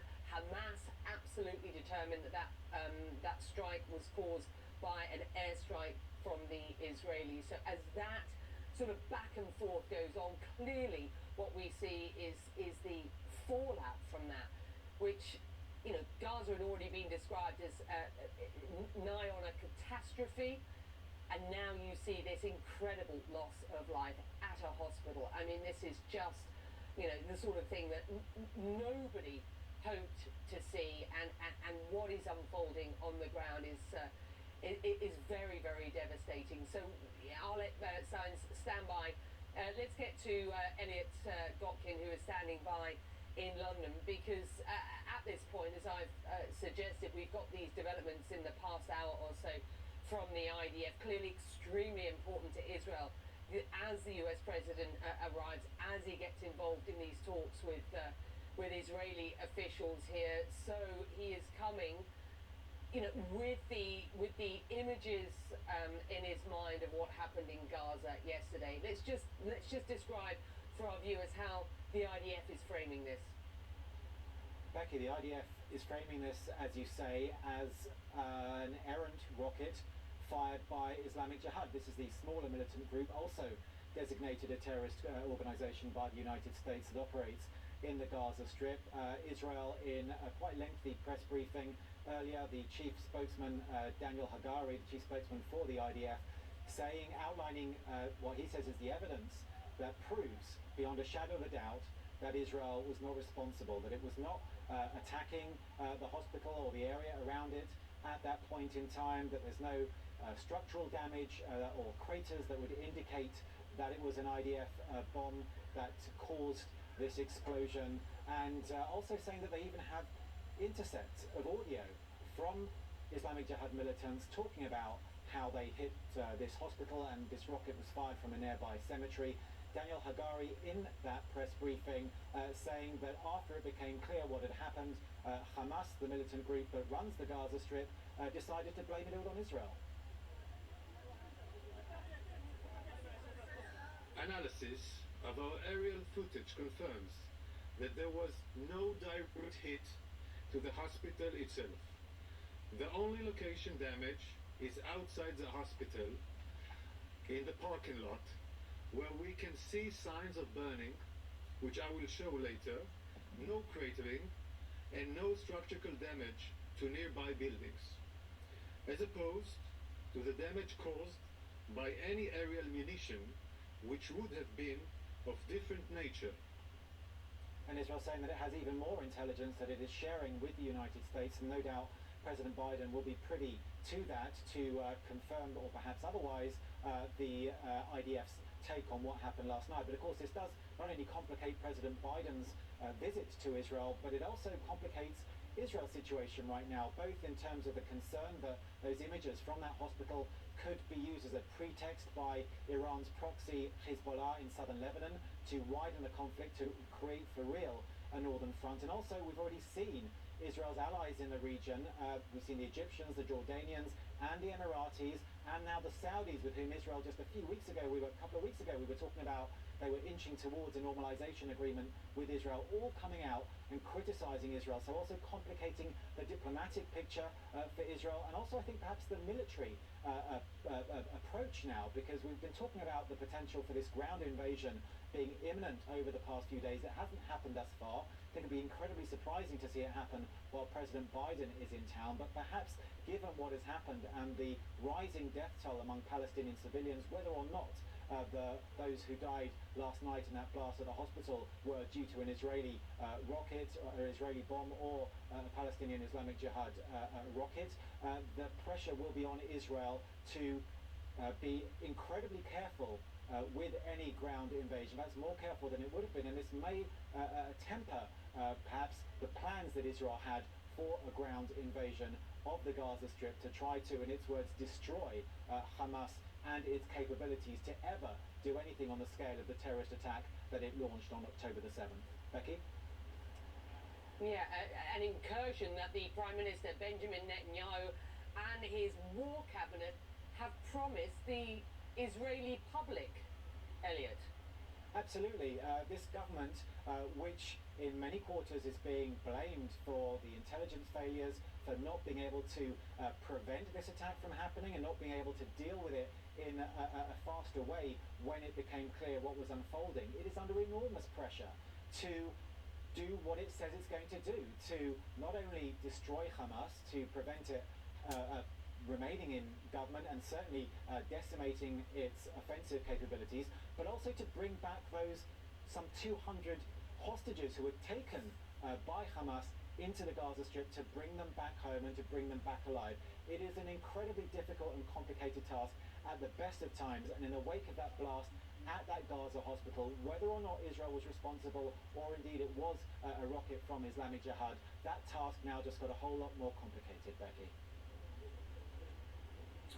Elliot Gotkin is in London, reported for years from Tel Aviv, of course, and Arlette Sainz in Washington. To both of you, thank you very much indeed for joining us, and we'll be back with more on President Biden's visit to Israel following Tuesday's deadly blast at a Gaza hospital. Stay with us.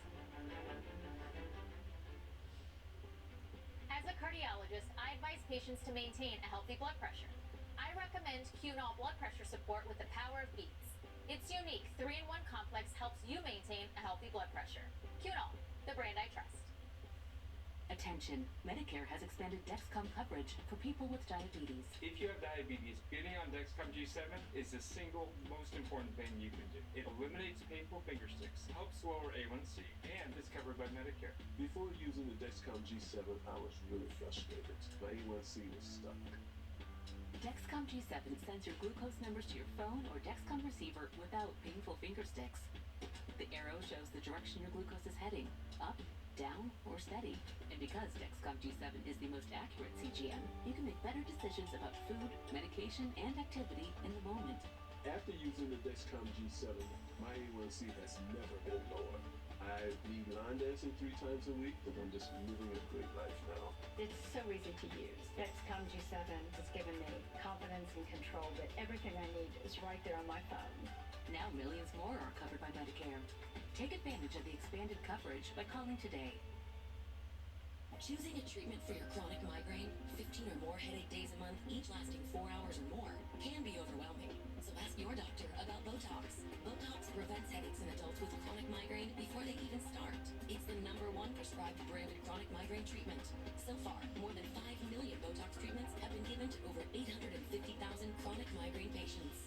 Effects of Botox may spread hours to weeks after injection, causing serious symptoms. Alert your doctor right away, as difficulty swallowing, speaking, breathing, eye problems, or muscle weakness can be signs of a life-threatening condition. Side effects may include allergic reactions, neck and injection site pain, fatigue, and headache. Don't receive Botox if there's a skin infection. Tell your doctor your medical history, muscle or nerve conditions and medications, including botulinum toxins, as these may increase the risk of serious side effects. In a survey, 92% of current users said they wish they talked to their doctor and started Botox sooner. So ask your doctor if Botox is right for you. Learn how AbbVie could help you save on Botox. My most important kitchen tool? My brain. So I choose new Nariva Ultra. Unlike some others, it supports 7 brain health indicators, including mental alertness, from 1 serving to help keep me sharp. Try new Nariva Ultra. Think bigger. A heart attack? Do they have life insurance?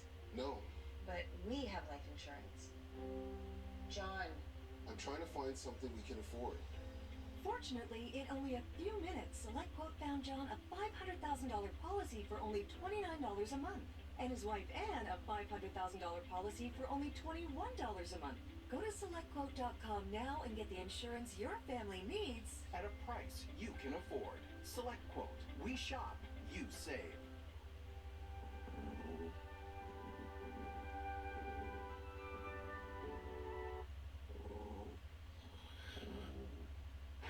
Sustainably caught salmon in every bite. Jinx is real dog food made by real dog people. Yeah. Yo, this or that, this or that, this or that, this or that. You can do this, when you edgy that. You can do this, when you edgy that. You can do this, when you edgy that. You can do this, cause edgy's where it's at. Connect with skilled professionals to get all your home projects done well. Get started today at Angie.com.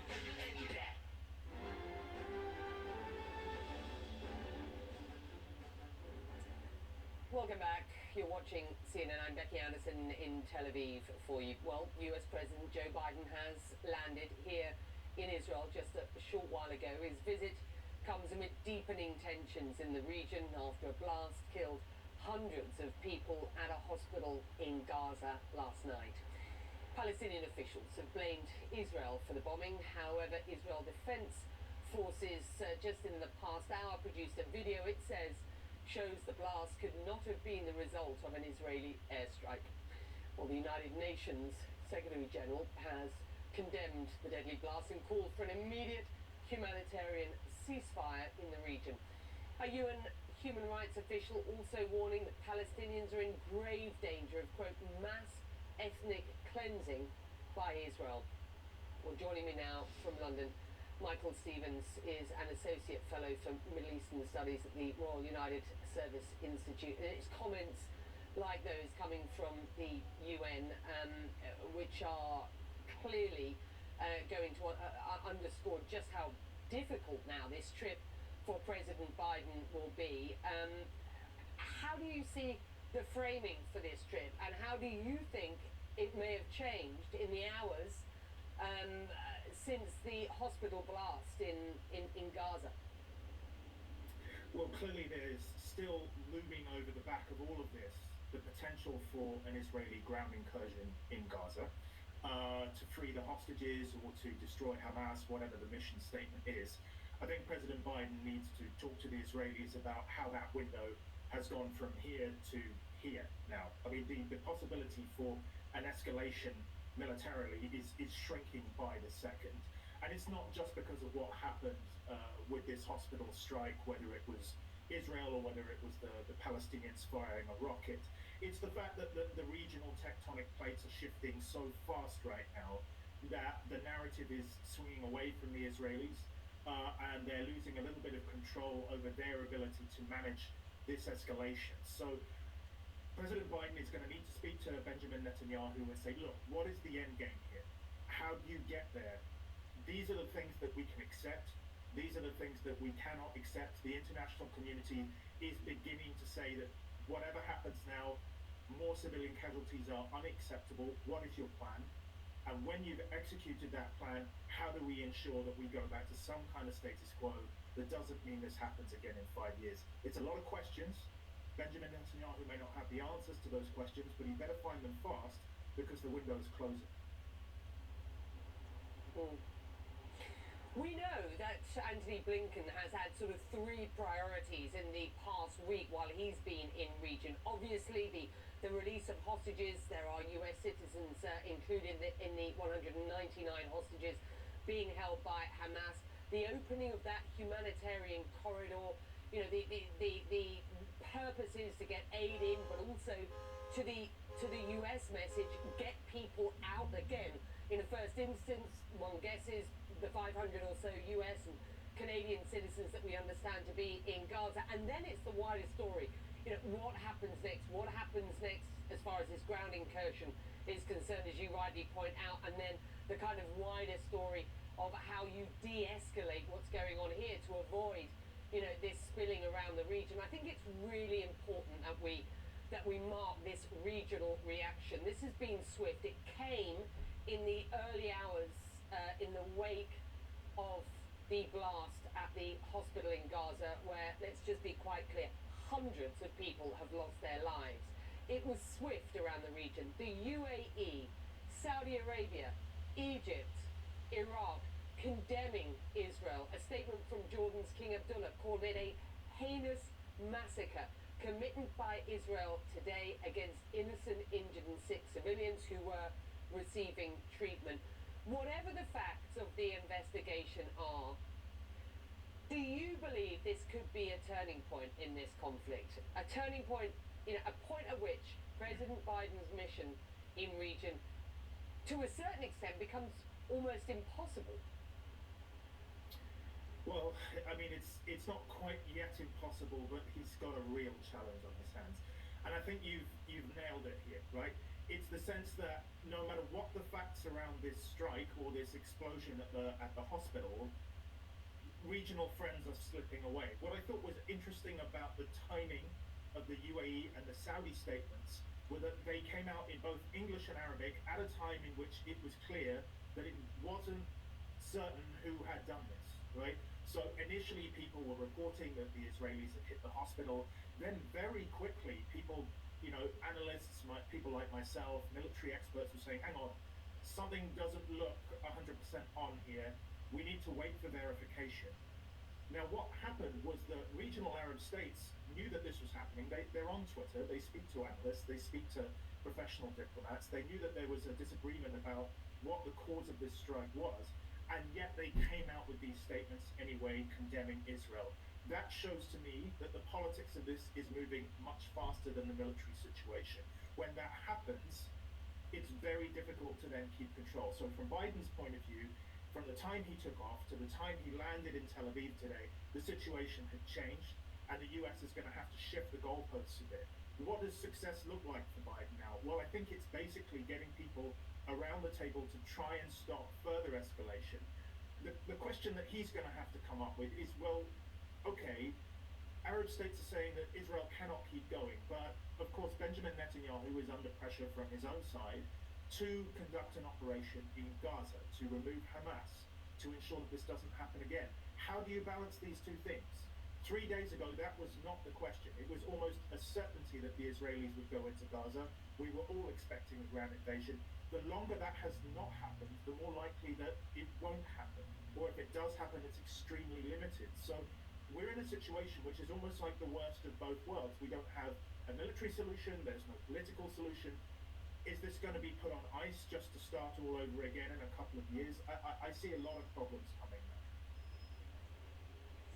Yeah, and I think it's just important to explain why it is that we underscore the response of the UAE and the Saudis. It's because these two countries are not just close allies of the United States, and of course the United States has Egypt and Jordan in this region who are also close allies, but these are the two countries who had increasingly close ties to Israel.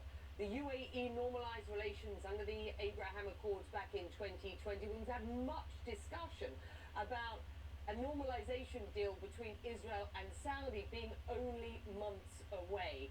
We always talked about how important it was for both of these countries that the Palestinian issue was front and centre. Perhaps there's been some criticism of the United Arab Emirates that they went ahead without a sort of roadmap for the Palestinians. The Saudis have been very clear about wanting to ensure that there was a roadmap for the Palestinians, for their outlook of independence and sovereignty. But certainly these two countries have been in lockstep with the United States, who have been using this issue of normalization as a bedrock, as a pillar for Washington's Middle East policy at present under this Biden administration, and it has to be said, under the Trump administration as well. So that is one, I think it's really important to point out why this condemnation of Israel by this kind of wide group of US allies is so important at this point, and will make this trip here for Joe Biden, so critical in how he frames his sort of objectives going forward. And of course, the meeting with Arab leaders in Jordan is cancelled. I wonder what you think his message to the region is going to be at this point. I mean, we know that there is, clearly going to be a big focus on what is happening in Gaza. But, how does he stop this slipping out of control? And what will be his message to these regional leaders? Well, I think, Becky, that this architecture that the US was trying to build may already be breaking apart. I can't say yet whether the UAE is going to, pull away from the Abraham Accords or not. But the Saudi normalization is off the table. And I think maybe all of us made a bit of a mistake in over-focusing on the regional aspect here while not paying attention to the severity of the conditions in the West Bank and Gaza. I'm at fault here. A lot of us are. The day before Hamas launched its attack, I spent several hours talking with people from the region, and all we could talk about was the Saudi normalization. No one spoke about Palestinian rights, and then within 10 hours of that conversation, bang, here we are, 2 weeks later, and the situation looks very grave indeed. So what does Biden have to do? Well, the US position is quite clear that Israel has a right to defend itself. They will not move from that premise. Okay, so there's a military operation that's ongoing, there's a humanitarian crisis on the ground. How do you then translate what you're seeing to getting Arab states back on board with the program that you have for the region? I think it's going to be very difficult. I think, first of all, you have to de-escalate the violence. You have to provide some solution that makes it certain that the Palestinians will have their rights respected, and that they have security, that they have electricity, water, food, etc. But then you've got to start talking about what happens after. And I'm afraid to say, I think in the current environment, there is no hope that you can start talking about regional peace deals or what it looks like vis-a-vis Iran, etc., because there's still so much potential for escalation that all you're doing is putting out fires as they emerge one by one. Let's not forget, of course, Becky, that you've got protests against Israel and the United States breaking out across the region. You had the US Embassy in Beirut stormed by mobs of people last night. There are so many problems to address that thinking strategically about how you then move forward is very difficult, because it's about calming the anger. People are so frustrated. The The region, as some people would say, is starting to boil. You've got to get that tension down, otherwise this could escalate much further, and then we really don't have any pathway, for peace. So I think that's what's got to be done first. Then you've got to say, okay, look, we've got to start moving on a Palestinian track that looks political and rather than military. But that's a conversation that Mr. Netanyahu will have to enter into. Let's see if he does or not. Yeah, I think what you've rightly pointed out is that the slippage of this violence becomes a national security issue to so many countries around this region, and it will be the reason why you are seeing these statements of condemnation. What happens here doesn't stay here. It slips across the region, and that puts everybody's national security at risk. Michael, thank you for joining us. We're going to take a very short break. Back after this. With Empire's low price guarantee, you'll get quality carpet, hardwood, and laminate at a great price. We'll beat any competitive offer guaranteed. Schedule now. 800-588-2300 Empire. Today. These bills are crazy. She has no idea she's sitting on a gold mine. She doesn't know that if she owns a life insurance policy of $100,000 or more, she can sell all or part of it to Coventry for cash, even a term policy. Even a term policy?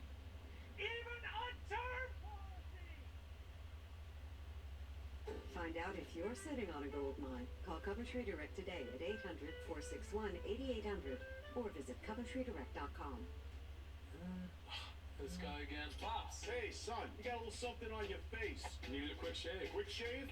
Respect the process. It ain't my dad's razor, Dad. It's from Gillette Labs. Gillette Labs? Gillette's ultimate shaving experience. This green bar releases trapped hairs from my face. Game changer. While the Flex, this contours to it. Looking smooth. Feeling even smoother. How about hooking me up with some Gillette Labs? Check your text. You're the best. Nah, you're the best. The best a man can get keeps getting better. The next generation of shaving is Gillette Labs. Mornings. Cough? Congestion? I'm feeling better. All in one and done with new Mucinex Kickstart. Better now. New Mucinex Kickstart gives all-in-one and done relief with a morning jolt of instant cooling sensation. It's comeback season. When migraine strikes, you're faced with a choice. Ride it out with the trade-offs of treating, or push through the pain and symptoms. With Ubrelvy, there's another option.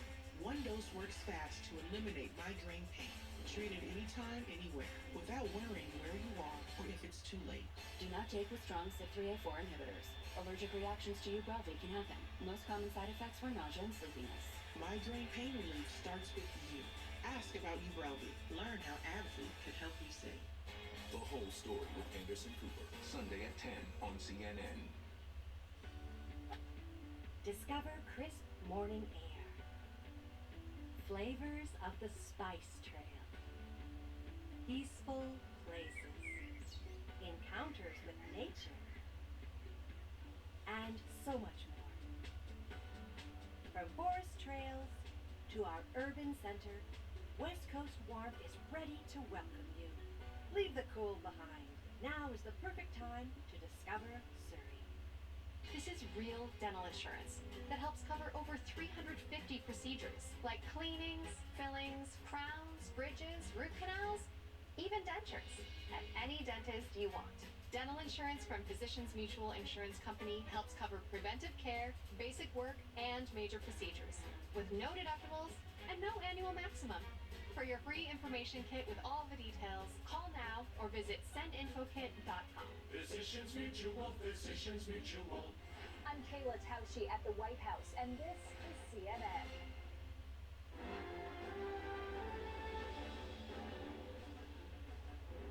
Welcome back. You're watching CNN Newsroom. I'm Becky Anderson in Tel Aviv for you, where the time is 11:35 in the morning. US President Joe Biden has landed in Israel. He landed just a short while ago. His visit comes amid deepening tensions in the region after a blast killed hundreds of people at a hospital in Gaza around 7 o'clock in the evening last night. Palestinian officials put the blame on ongoing Israeli airstrikes. The Israel Defense Forces, the IDF, denies any involvement. I want to bring in CNN's White House correspondent Arlette Sains in Washington, and Scott McLean is with us in London. And let me just read the statement that was released by the White House while the president was flying here, because of course, you know, this blast at this hospital in Gaza, you know, we've been discussing how that may change the framing of Joe Biden's trip here. This was released while they were flying in. Quote, it says, I am outraged and deeply saddened by the explosion at the Al-Hali hospital, the Arab hospital in Gaza, and the terrible loss of life that resulted. The United States stands unequivocally for the protection of civilian life during conflict, and we mourn the patients, medical staff, and other innocents killed or wounded in this tragedy. We know the president is now with the Prime Minister Benjamin Netanyahu, who he hugged, embraced very warmly on the tarmac when he arrived just about a half an hour ago. What do you make now of that statement and the objectives that the US president may have here? Well, that blast at that hospital in Gaza certainly have shifted the dynamics of President Biden's trip to Israel. This was a trip meant to show solidarity with Israel, as well as trying to ascertain what needs they will need going forward. But it also speaks to the volatile situation in the region, and also the growing humanitarian concerns and the risks being posed to civilians as this war between Israel and Hamas wages on. Now, White House officials heading over into this trip have sought to downplay expectations about the president emerging from this trip with concrete deliverables. Instead, officials say he will be there to manage what is increasingly becoming a complex situation. In just a short while, we do expect to see President Biden sitting down one-on-one with Israeli Prime Minister Benjamin Netanyahu. Part of the goal of this trip is trying to seek a more input and insight into Israel's plans going forward. And White House officials say that the president is prepared to ask tough questions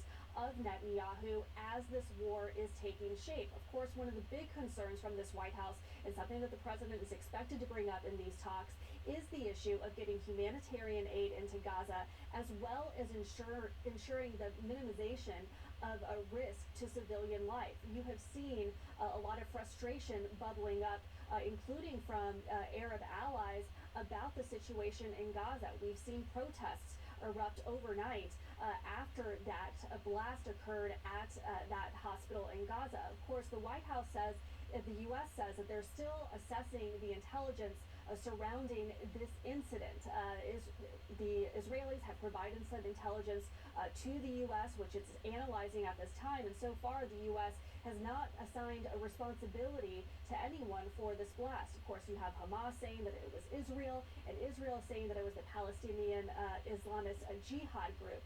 But this all really speaks to the volatility and the quickly shifting nature of this trip. Of course, President Biden, in addition to meeting with Netanyahu in Israel, he was set to travel on to Jordan for a critical summit with the leaders of Egypt, the Palestinian Authority, as well as Jordan. But that was completely scrapped after that blast at that hospital. And one of the key concerns going forward is what the U.S. and these Arab allies can do together to try to open up that humanitarian corridor to get aid into Gaza. The White House saying that they want to ensure that there is sustained aid to Gaza, but there are also broader questions about how civilians will be impacted in this conflict. That is likely something that President Biden will bring up in his discussions with Netanyahu. Of course, Biden values that personal connection, having that face-to-face time. So there are certainly going to be some possibly very frank conversations between the two leaders as Israel is still ascertaining and determining their path forward as they're seeking to root out Hamas. Of course, Biden's overall goal in this is to prevent this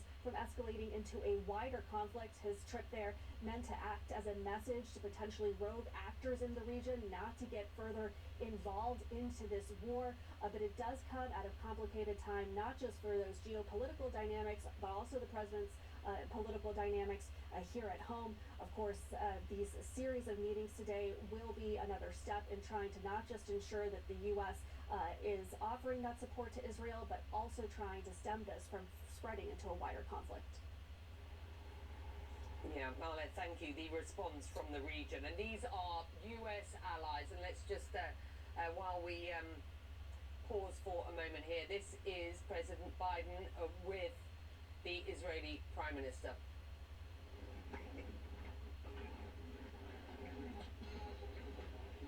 Mr. President, Joe, I want to thank you for coming here today.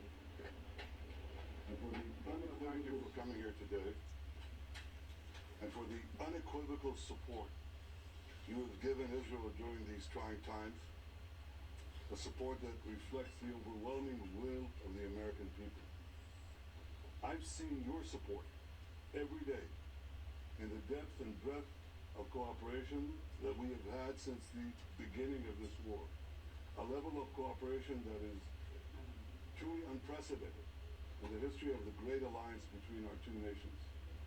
We see that support in your steadfast commitment to provide Israel with the tools we need to defend ourselves.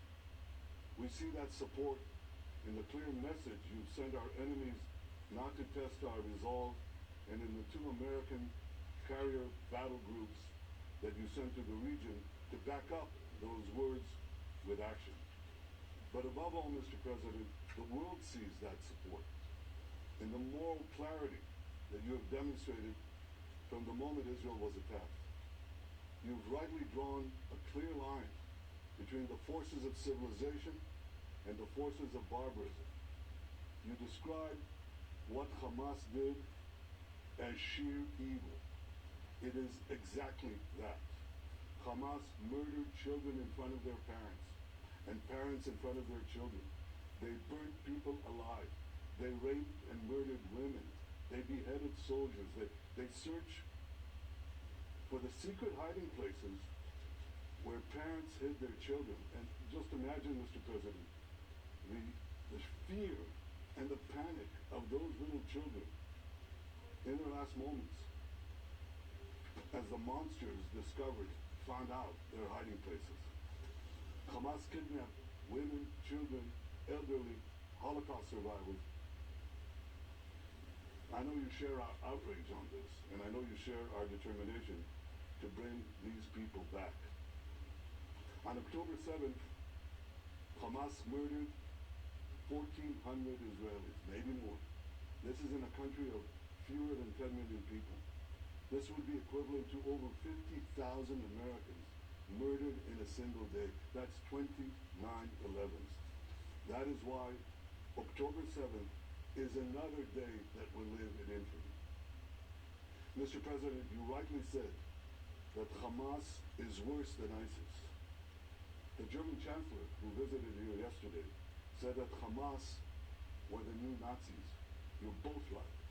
And just as the civilized world united to defeat the Nazis and united to defeat ISIS, the civilized world must unite to defeat Hamas.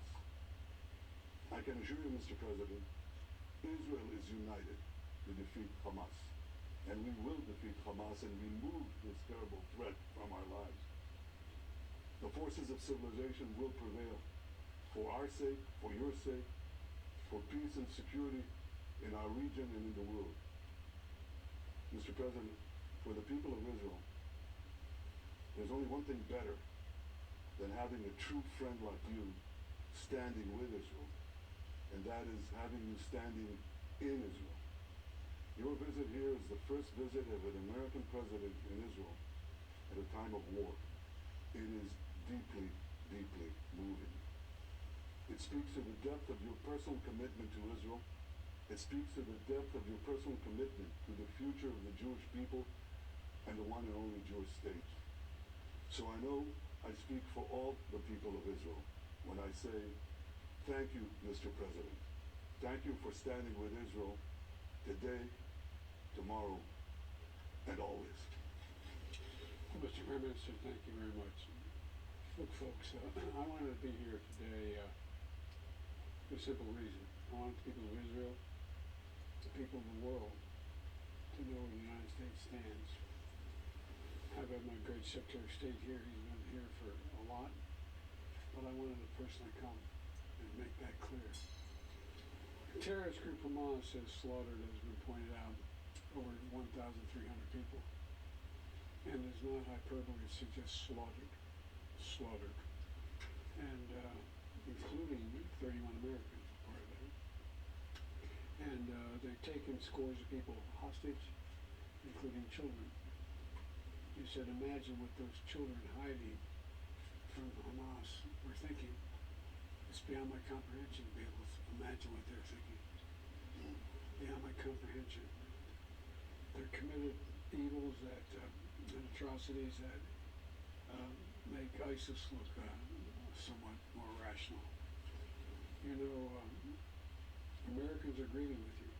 They really are. And Americans are worried. Americans are worried because we know this is not an easy field to navigate, what you have to do. But the fact is that Israel, as they respond to these attacks, it seems to me that have to continue to ensure that you have what you need to defend yourselves. And we're going to make sure that occurs, as you know. And we have to also bear in mind that Hamas does not represent all the Palestinian people. And it has brought them only suffering. You know, years ago I asked the Secretary of State when he and I were working in the Senate to write something for him, and he said, he wrote a line that I think is appropriate. He said, it's not that we need, not just, well, I won't go into it, I'll wait later, taking too much time, but the point is this, that I'm deeply saddened and outraged by the explosion at the hospital in Gaza yesterday. And based on what I've seen, it appears as though it was done by the other team, not you. But there's a lot of people out there who are not sure. So we've got to overcome a lot of things. And also means encouraging life-saving capacity to help the Palestinians who are innocent, caught in the middle of this. And well, anyway, that's who we are. Not just me, but that's who the United States is. And it's just not the example of our power, it's the power of our example. It's almost as important. The world's looking. Israel has a value set like the United States does, and other democracies, and they're looking to see what we're going to do. So, Mr. Prime Minister, I'm very happy to be back in Israel with you. Thank you for having me, and I'm looking forward to having a thorough discussion about where everybody goes from here. But thank you, and I want to say to the people of Israel, their courage, their commitment, their bravery is stunning. It's really stunning. I'm proud to be here. Thank you.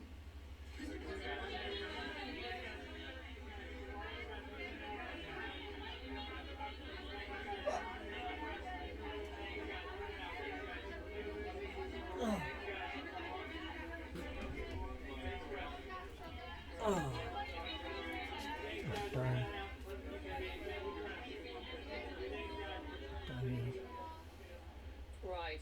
Well, you just heard the US President speaking, sitting beside Benjamin Netanyahu, the Israeli Prime Minister, and Joe Biden said, or certainly underlined, that the US will provide whatever support Israel needs. He said, the world is watching. Israel has a set of values like the US has, and it is important that they stick to those. I want to bring back CNN's White House correspondent Arlette Saenz in Washington, and I think the words that we heard from President Biden there go a long way to addressing what you and I have been discussing in the last hour or so, the delicacy with which Joe Biden will need to walk a line here, given what happened in Gaza last night with the attack on the hospital. Hundreds of people died, while he said, you know, I understand that there is some confusion as to, you know, who was behind that attack. He was pretty emphatic that, you know, that we need to sort of calm things down at this point. This is difficult, isn't it, for Joe Biden? Arlette? Yeah, it's a very complicated and dynamic situation that the president is trying to navigate at this moment. He made this trip to Israel with the intent of trying to show that steadfast support that the U.S. is ready to commit to Israel as it wages its war against Hamas. You heard the president saying there that the U.S. stands ready to offer support to the country, as well as the president trying to make this symbolic show of force to the Israeli people. You saw him on the tarmac is embracing Israeli Prime Minister Netanyahu. You see him side by side with him, vowing that the U.S. will continue to support him. But the president also made some points about the future of this war, and as well as talking about the civilian impact that is occurring on the ground there. It was important to note that the president said Hamas does not represent all Palestinian people. You have seen this concern spreading among Arab allies about the fact that there are civilians caught in the middle of this fight between Israel and Hamas, and Arab countries urging Israel to exercise some restraint in that manner. I also think it was important, as you heard the president talk about that blast in that hospital in Gaza. He said he was deeply saddened and outraged, and from the president's perspective, based on what he has seen, he believes that it was done by the other team, but says that there are still some questions out there from other people. So it will be interesting to hear in the coming hours if the U.S. has seen any further intelligence. Of course, Israel has said that it was not done at their hands, while Hamas has accused Israel of doing so. Earlier today, as the reporters and officials were flying over to Israel, White House spokesperson, national security spokesperson John Kirby said that Israel feels very strongly in their conviction that they did not cause that blast at that hospital. But it speaks to the extremely volatile situation that the president is walking into in the region, especially as there are growing concerns about access to humanitarian aid in Gaza, as well as the risks being posed to civilians in the region. Now, the White House has said that the president is prepared to ask Netanyahu some tough questions. Of course, one of the things the president wants to do during this trip is get a handle on Israel's plans going forward as they're planning to continue this war. But it certainly has become an even more complicated situation for the president, especially after that blast at that hospital in Gaza, which then prompted the cancellation of his trip to Jordan. Of course, the White House saying it is due to a 3-day mourning period, but it was at that meeting that the White House had really hoped to talk with Arab leaders in the region, the president of Egypt, also the president of the Palestinian Authority, and King Abdullah of Jordan. And so far, the White House has downplayed expectations for the president to leave this trip with any concrete deliverables. They say his focus more so is on managing the complicated dynamics on the grounds there. Of course, one thing the president did want to talk about is trying to open up that humanitarian corridor to get aid into Gaza, and these will all be issues that the president has to navigate, not just on this trip, but in the days and weeks ahead. Arlette Science is in Washington. Let me go now to Peter Lerner, joining me here in Tel Aviv, the Lieutenant Colonel Peter Lerner. He's a spokesperson for the IDF. And Peter, you've been talking about trying to explain exactly what Israel believes happened overnight. The Palestinian Observer to the United Nations says it is the Israelis who are lying about what happened, pinning the blame on Islamic Jihad. I have to ask you, will you release more material for your investigation, and do you expect that the material you are releasing, will go some way to convincing those who believe Israel is responsible for this, that this will be, sufficient? Here's what we know. We know that Palestinian Islamic Jihad launched rockets at Israel.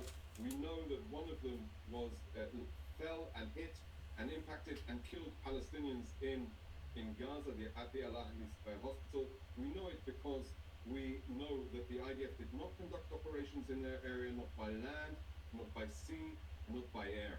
We know it because our radars identified the trajectory of the rockets as they were being launched overhead of the Al-Ahli hospital. And we know finally because they admitted it themselves. But you're asking me for proof? You don't need to get proof from me. All you need to do is switch over to Al Jazeera, who broadcasted it live, and you can actually see. I got a screen caption just for you to see. This is Al Jazeera from last night, and they broadcasted the rocket hitting inside the Gaza Strip. So if you're asking for proof, you know, you don't really want the proof. You just want to make sure you have a story. And unfortunately, there's been so much premature. Hang on, I don't want you to suggest. Hang on, Peter. That is unfair. I do not want you to suggest that we are not seeking the truth. Peter Lerner, we are trying to seek the proof, and that was the question that I asked you, and you have provided what you can at this point, and I appreciate that. But please don't suggest that we're not trying to identify the truth, because that is exactly what we are doing, sir. You'll never be content with whatever I share, because you'll ask for more and more and more and more. You know, when you can take what I say for face value, and Peter, I am reporting what other people, what the Palestinians are asking for. But it's not the Palestinians. You are parroting what Hamas is saying. I'm going to leave it there. It's good to have you, Peter Lerner. It's good to have you, sir. Understood. We are trying to nail down the facts, and it's good to have you with us. Thank you very much indeed. We're going to take a very short break. Back after this.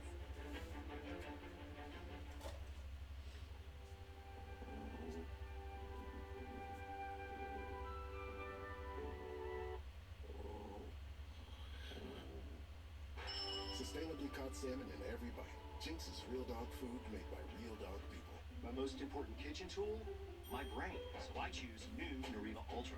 Unlike some others, it supports 7 brain health indicators, including mental alertness, from 1 serving to help keep me sharp. Try new Nariva Ultra. Think bigger. Attention, Medicare has expanded Dexcom coverage for people with diabetes. If you have diabetes, getting on Dexcom G7 is the single most important thing you can do. It eliminates painful finger sticks, helps lower A1C, and is covered by Medicare. Before using the Dexcom G7, I was really frustrated. My A1C was stuck. Dexcom G7 sends your glucose numbers to your phone or Dexcom receiver without painful finger sticks. The arrow shows the direction your glucose is heading, up, down, or steady. And because Dexcom G7 is the most accurate CGM, you can make better decisions about food, medication, and activity in the moment. After using the Dexcom G7, my A1C has never been lower. I lead line dancing 3 times a week, and I'm just living a great life now. It's so easy to use. Dexcom G7 has given me confidence and control that everything I need is right there on my phone. Now millions more are covered by Medicare. Take advantage of the expanded coverage by calling today. Why didn't we do this last year? Before you were preventing migraine with Qulipta? Remember the pain? Cancel plans, the worry? That was then. And look at me now. You'll never truly forget migraine, but Qulipta reduces attacks, making 0 migraine days possible. It's the only pill of its kind that blocks CGRP and is approved to prevent migraine of any frequency to help give you that forget you get migraine feeling. Don't take if allergic to Qulipta. Most common side effects are nausea, constipation, and sleepiness. Learn how AbbVie could help you save. Qulipta, the forget you get migraine medicine. The whole story with Anderson Cooper, Sunday at 10 on CNN. When it comes to making plans, you are the best. The same way you plan each detail for those moments. Start planning to protect you and your loved ones from a natural disaster. Protecting your family is the best plan you can make. Get customizable furniture at joybird.com that complements your art, your green thumb, or just you. Create your dream space with Joybird. Plus, get free design services at joybird.com. Does your wife really spend this much money? You know, I've got to be honest, I don't think she's seen. You spent over $600 on takeout? I have a big family. Also, why are you paying for Netflix twice? Is this why people read these things? Just get Rocket Money. It shows you all your expenses in one place and even tracks your subscriptions. The app can also help you make a budget that works for your income, and anytime you get close to your spending limits, it alerts you. That way, you won't end up spending like $800 some odd on takeout. Seriously, who does that? Just download Rocket Money today. I'm Melanie Zanona in Washington, and this is CNN.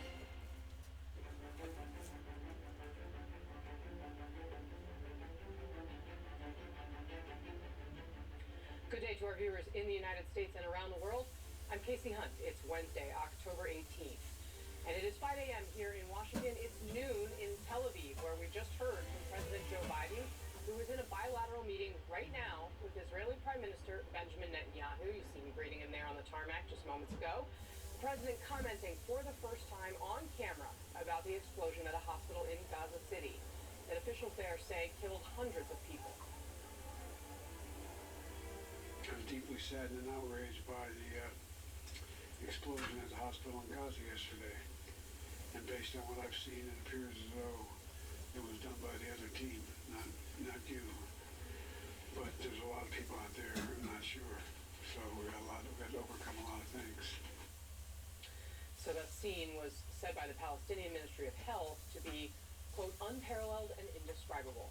A spokesperson says that most of the victims are children and women. Hours ago, Israel released this edited 30-second drone video that a spokesman says proves the Israeli military did not cause the hospital explosion. He says that craters and other damage are not consistent with an Israeli airstrike. The spokesman says Israel also intercepted communications among Gaza militants that pinned the blame on Islamic Jihad.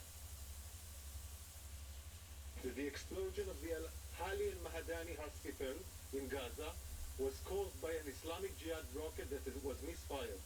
According to our intelligence, Hamas checked the reports, understood it was an Islamic Jihad rocket that had misfired, and decided to launch a global media campaign to hide what really happened. Whatever the truth and the proof of it, or lack thereof, fallout from the hospital disaster is confounding President Biden's diplomatic efforts. Protests have erupted across the Middle East, and there is the cancellation of a planned Wednesday summit in Jordan that was supposed to include President Biden and the leaders of Jordan, Egypt, and the Palestinian Authority. White House correspondent Arlette Saenz is live for us in Washington. Arlette, good morning. What did we just hear from the president as he met right ahead, I should say, of his meeting with the Prime Minister Benjamin Netanyahu? Well, Casey, President Biden landed there in Israel trying to show the U.S. steadfast support for the country. You saw him on the tarmac embracing Israeli Prime Minister Benjamin Netanyahu, as well as the Israeli President Herzog. And then the president went into that bilateral meeting saying that he wanted to make this trip to show Israel that the U.S. stands with this country amid its war with Hamas. The president pledging that the U.S. would offer support and ensure that the Israelis have what they need as they wage their fight. But the president also, as you heard a bit earlier there, addressed that blast at the Gaza hospital for the very first time on camera.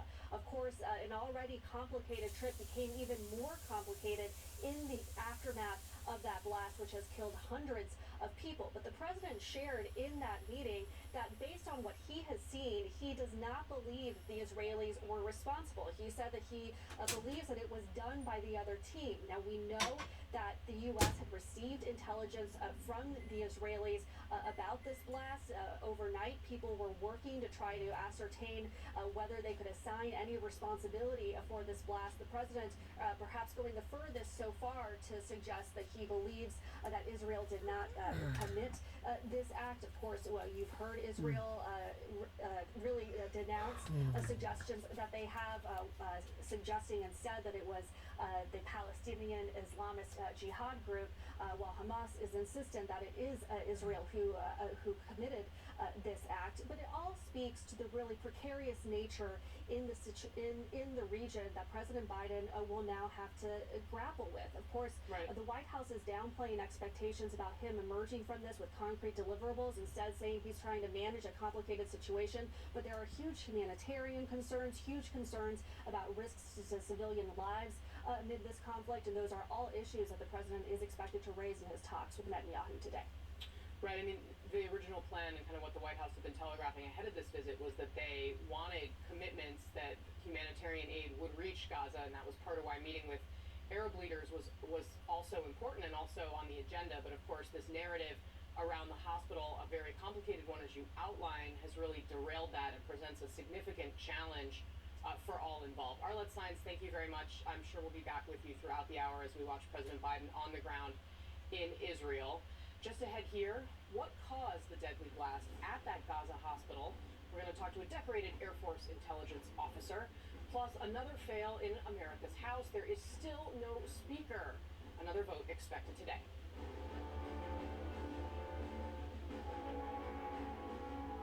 When everything hurts, you need relief that's deeper than ice. You need Tidal, the cryotherapy spray that goes beyond cold to take control of the pain.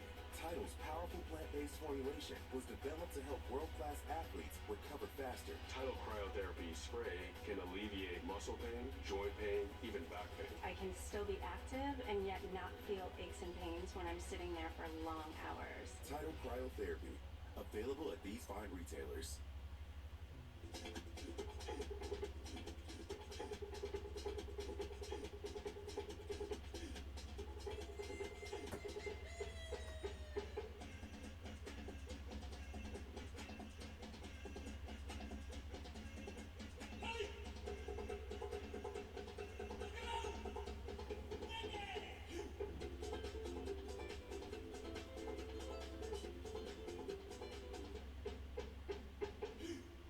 With the Freestyle Libre 2 system, know your glucose level and where it's headed without finger sticks. Manage your diabetes with more confidence and lower your A1C. It's covered by Medicare for those who qualify. Ask your doctor about the Freestyle Libre 2 system. Hi, Phil Swift here. This is Flex Super Glue. Our super glue is so strong that just one single drop virtually welds itself to the surface. Check it out. That one single drop of Flex Super Glue can easily lift over 3 tons. Get the new Flex Super Glue because it works.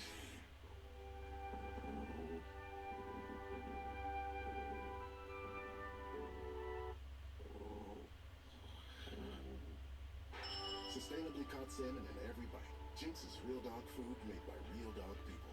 Okay, everyone. Our mission is to provide complete balanced nutrition for strength and energy. Ensure with 27 vitamins and minerals, nutrients for immune health, and Ensure Complete with 30 grams of protein.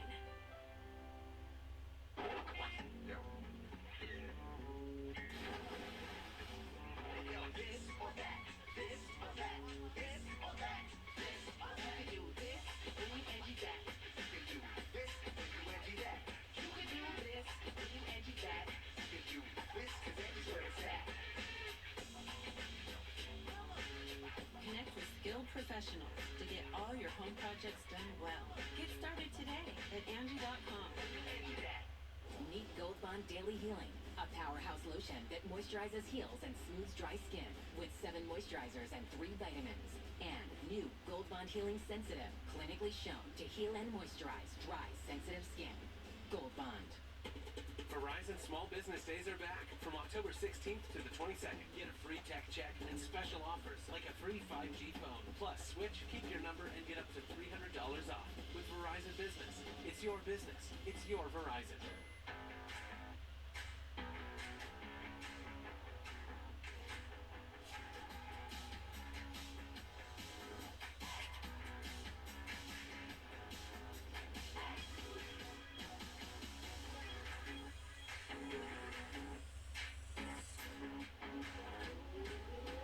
Create a backyard that's out of this world. Right now, save $50 on the MS250 chainsaw. Real steel. Find yours. The all-new Ergo Smart Base from Tempur-Pedic automatically responds to snoring. So no more hiding under your pillow, because this system actually detects snoring, then adjusts to help reduce it. Experience the mattress ranked #1 in customer satisfaction by J.D. Power 4 years in a row. Welcome back. The Israeli military says they were not behind the blast at a hospital that officials in Gaza say killed hundreds of people. Officials say a lack of structural damage at the hospital seen in drone footage immediately after the blast proves that no Israeli fire hit the building because it was not caused by an aerial munition. The IDF is, quote, categorically, end quote, denying any involvement after the spokesman says it reviewed its own footage to confirm it did not fire at that location. Instead, the IDF claims a rocket fired by Islamic Jihad misfired and exploded. Let's bring in CNN military analyst, retired Colonel Cedric Layton. Colonel, thank you very much for being here. I want to bring people up to speed who maybe haven't been watching television or doing the news the way we've been for the past however many hours. When we were sitting on set yesterday afternoon, we first got news that the Palestinian Health Authority was saying hundreds of people had been killed at the hospital. Quickly, the IDF was blamed. The president's meetings with Arab leaders in the region set for tomorrow were canceled. There have now been protests that have exploded across the Arab world in response to this. But now there is a back and forth over who is responsible. The IDF is saying, we did not do this, and they are citing evidence, drone footage, we saw a little bit there. We're starting to get the first daylight pictures, you're looking at them right now, of this parking lot with these burned out cars. Essentially, there's an argument about who did this and what this evidence shows us. As, you know, a military professional, when you look at these images of these burned out cars, do you see an aerial bombardment from Israel, or do you see something that indicates that this was a rocket that was misfired by the Palestinians' own side? Yeah, Casey, good morning. It's one of those things where you have to look at several different factors here. So these photographs, these video images are one aspect of it, and when you look at them, it seems more consistent with either a blast on the ground or some other type of ordnance instead of the type of ordnance that would have been fired by an Israeli fighter plane. Now, having said that, there are certain possibilities to look at. So when you're trying to determine whether somebody is responsible or not, and one of the key things is a very simple one. Was an Israeli airplane flying in the area where it could have launched a missile to attack the hospital? Is that possible? And then after that question is answered, then you go, did that happen? Let's say the answer was yes. Then you ask, did that happen? Is there indication that munition was fired at that particular point in time and at that particular target? And then you also look at some other things. For example, you would see if there are some other explosions of any other type and where possibly those explosions occurred. There are certain things that would indicate that there might have been a misfired rocket, and that misfired rocket, which is something that the Israelis are alleging, there would be a heat signature associated with that, and you would have to go back using what is known as measurement and signatures intelligence to determine whether or not there was that kind of a thermal signature that would be consistent with a misfired rocket. So those would be some of the factors that you would use in addition to the type of damage that you see in these videos, whether or not that would be consistent with a certain type of munition or the debris of a falling rocket or a stationary explosive that was already on the ground that somehow exploded at that point. Right. So let's also discuss a little bit about what the actual capabilities are and sort of the fact that there is an element of magnitude that would be associated with an Israeli bomb. Essentially, the Israelis are looking at this and saying, like, there's no crater in the ground. Like, if we had dropped a bomb, there would be a massive crater here. The rockets that Hamas has obviously are much less powerful. When you look at these images, who do you believe? Yes, so if you don't see a crater, chances are there's no aerial bomb. That's exactly right from the Israeli standpoint. So the crater argument is a convincing one. The other thing to look at is what kind of structural damages there are around this area.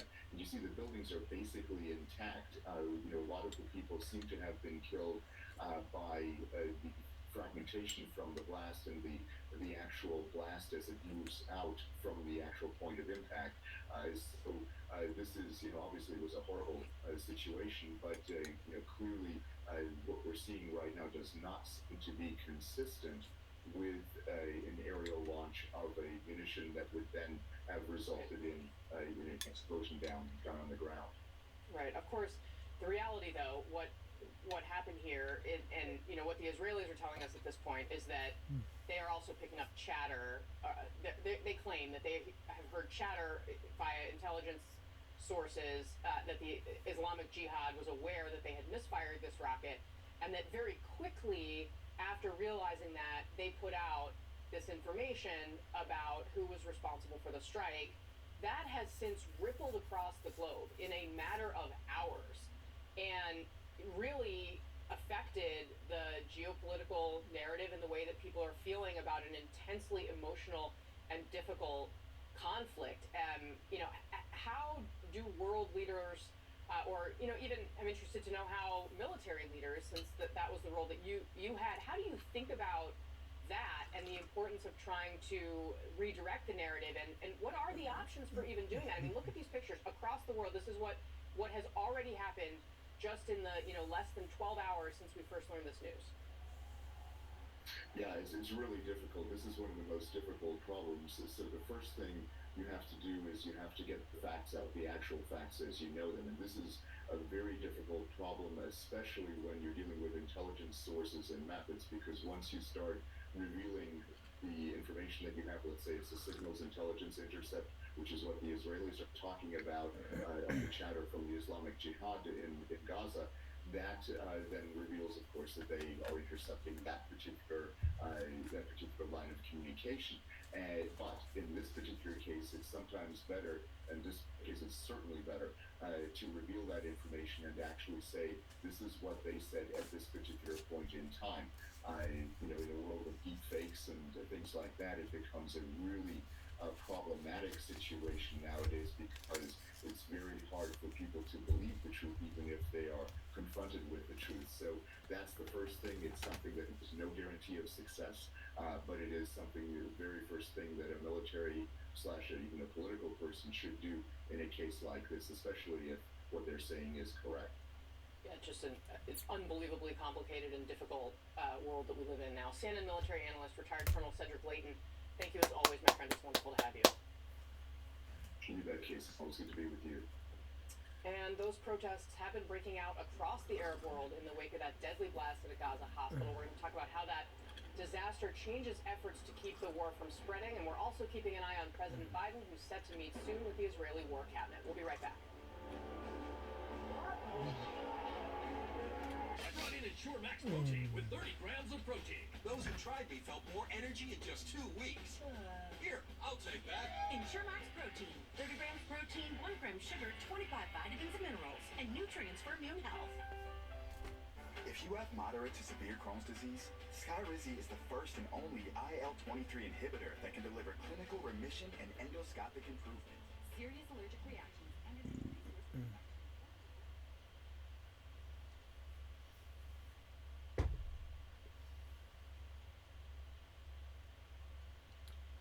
Despite hearing the truth, there are others who don't want to listen. Song by Paul Beckman, Paul the Rainbow Song, also the new and first leader of humankind in the free world.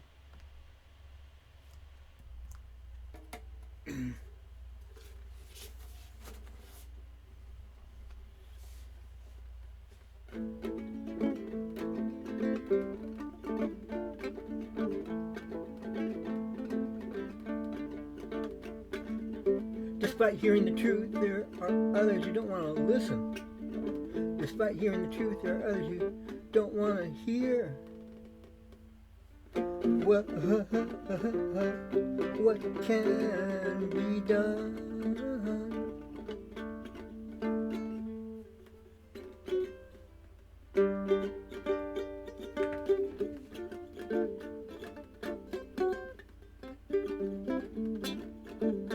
Despite hearing the truth, there are others who don't want to hear. Despite hearing the truth, there are others who don't want to see. Despite hearing the truth, there are others who already knew, but chose to see something else.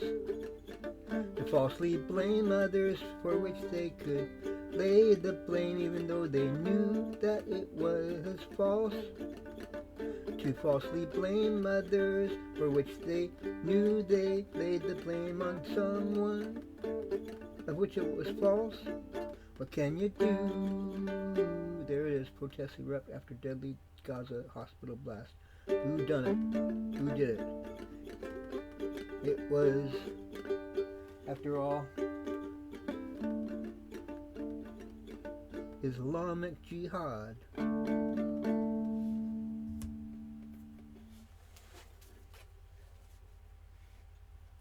One of their bad missiles gone off.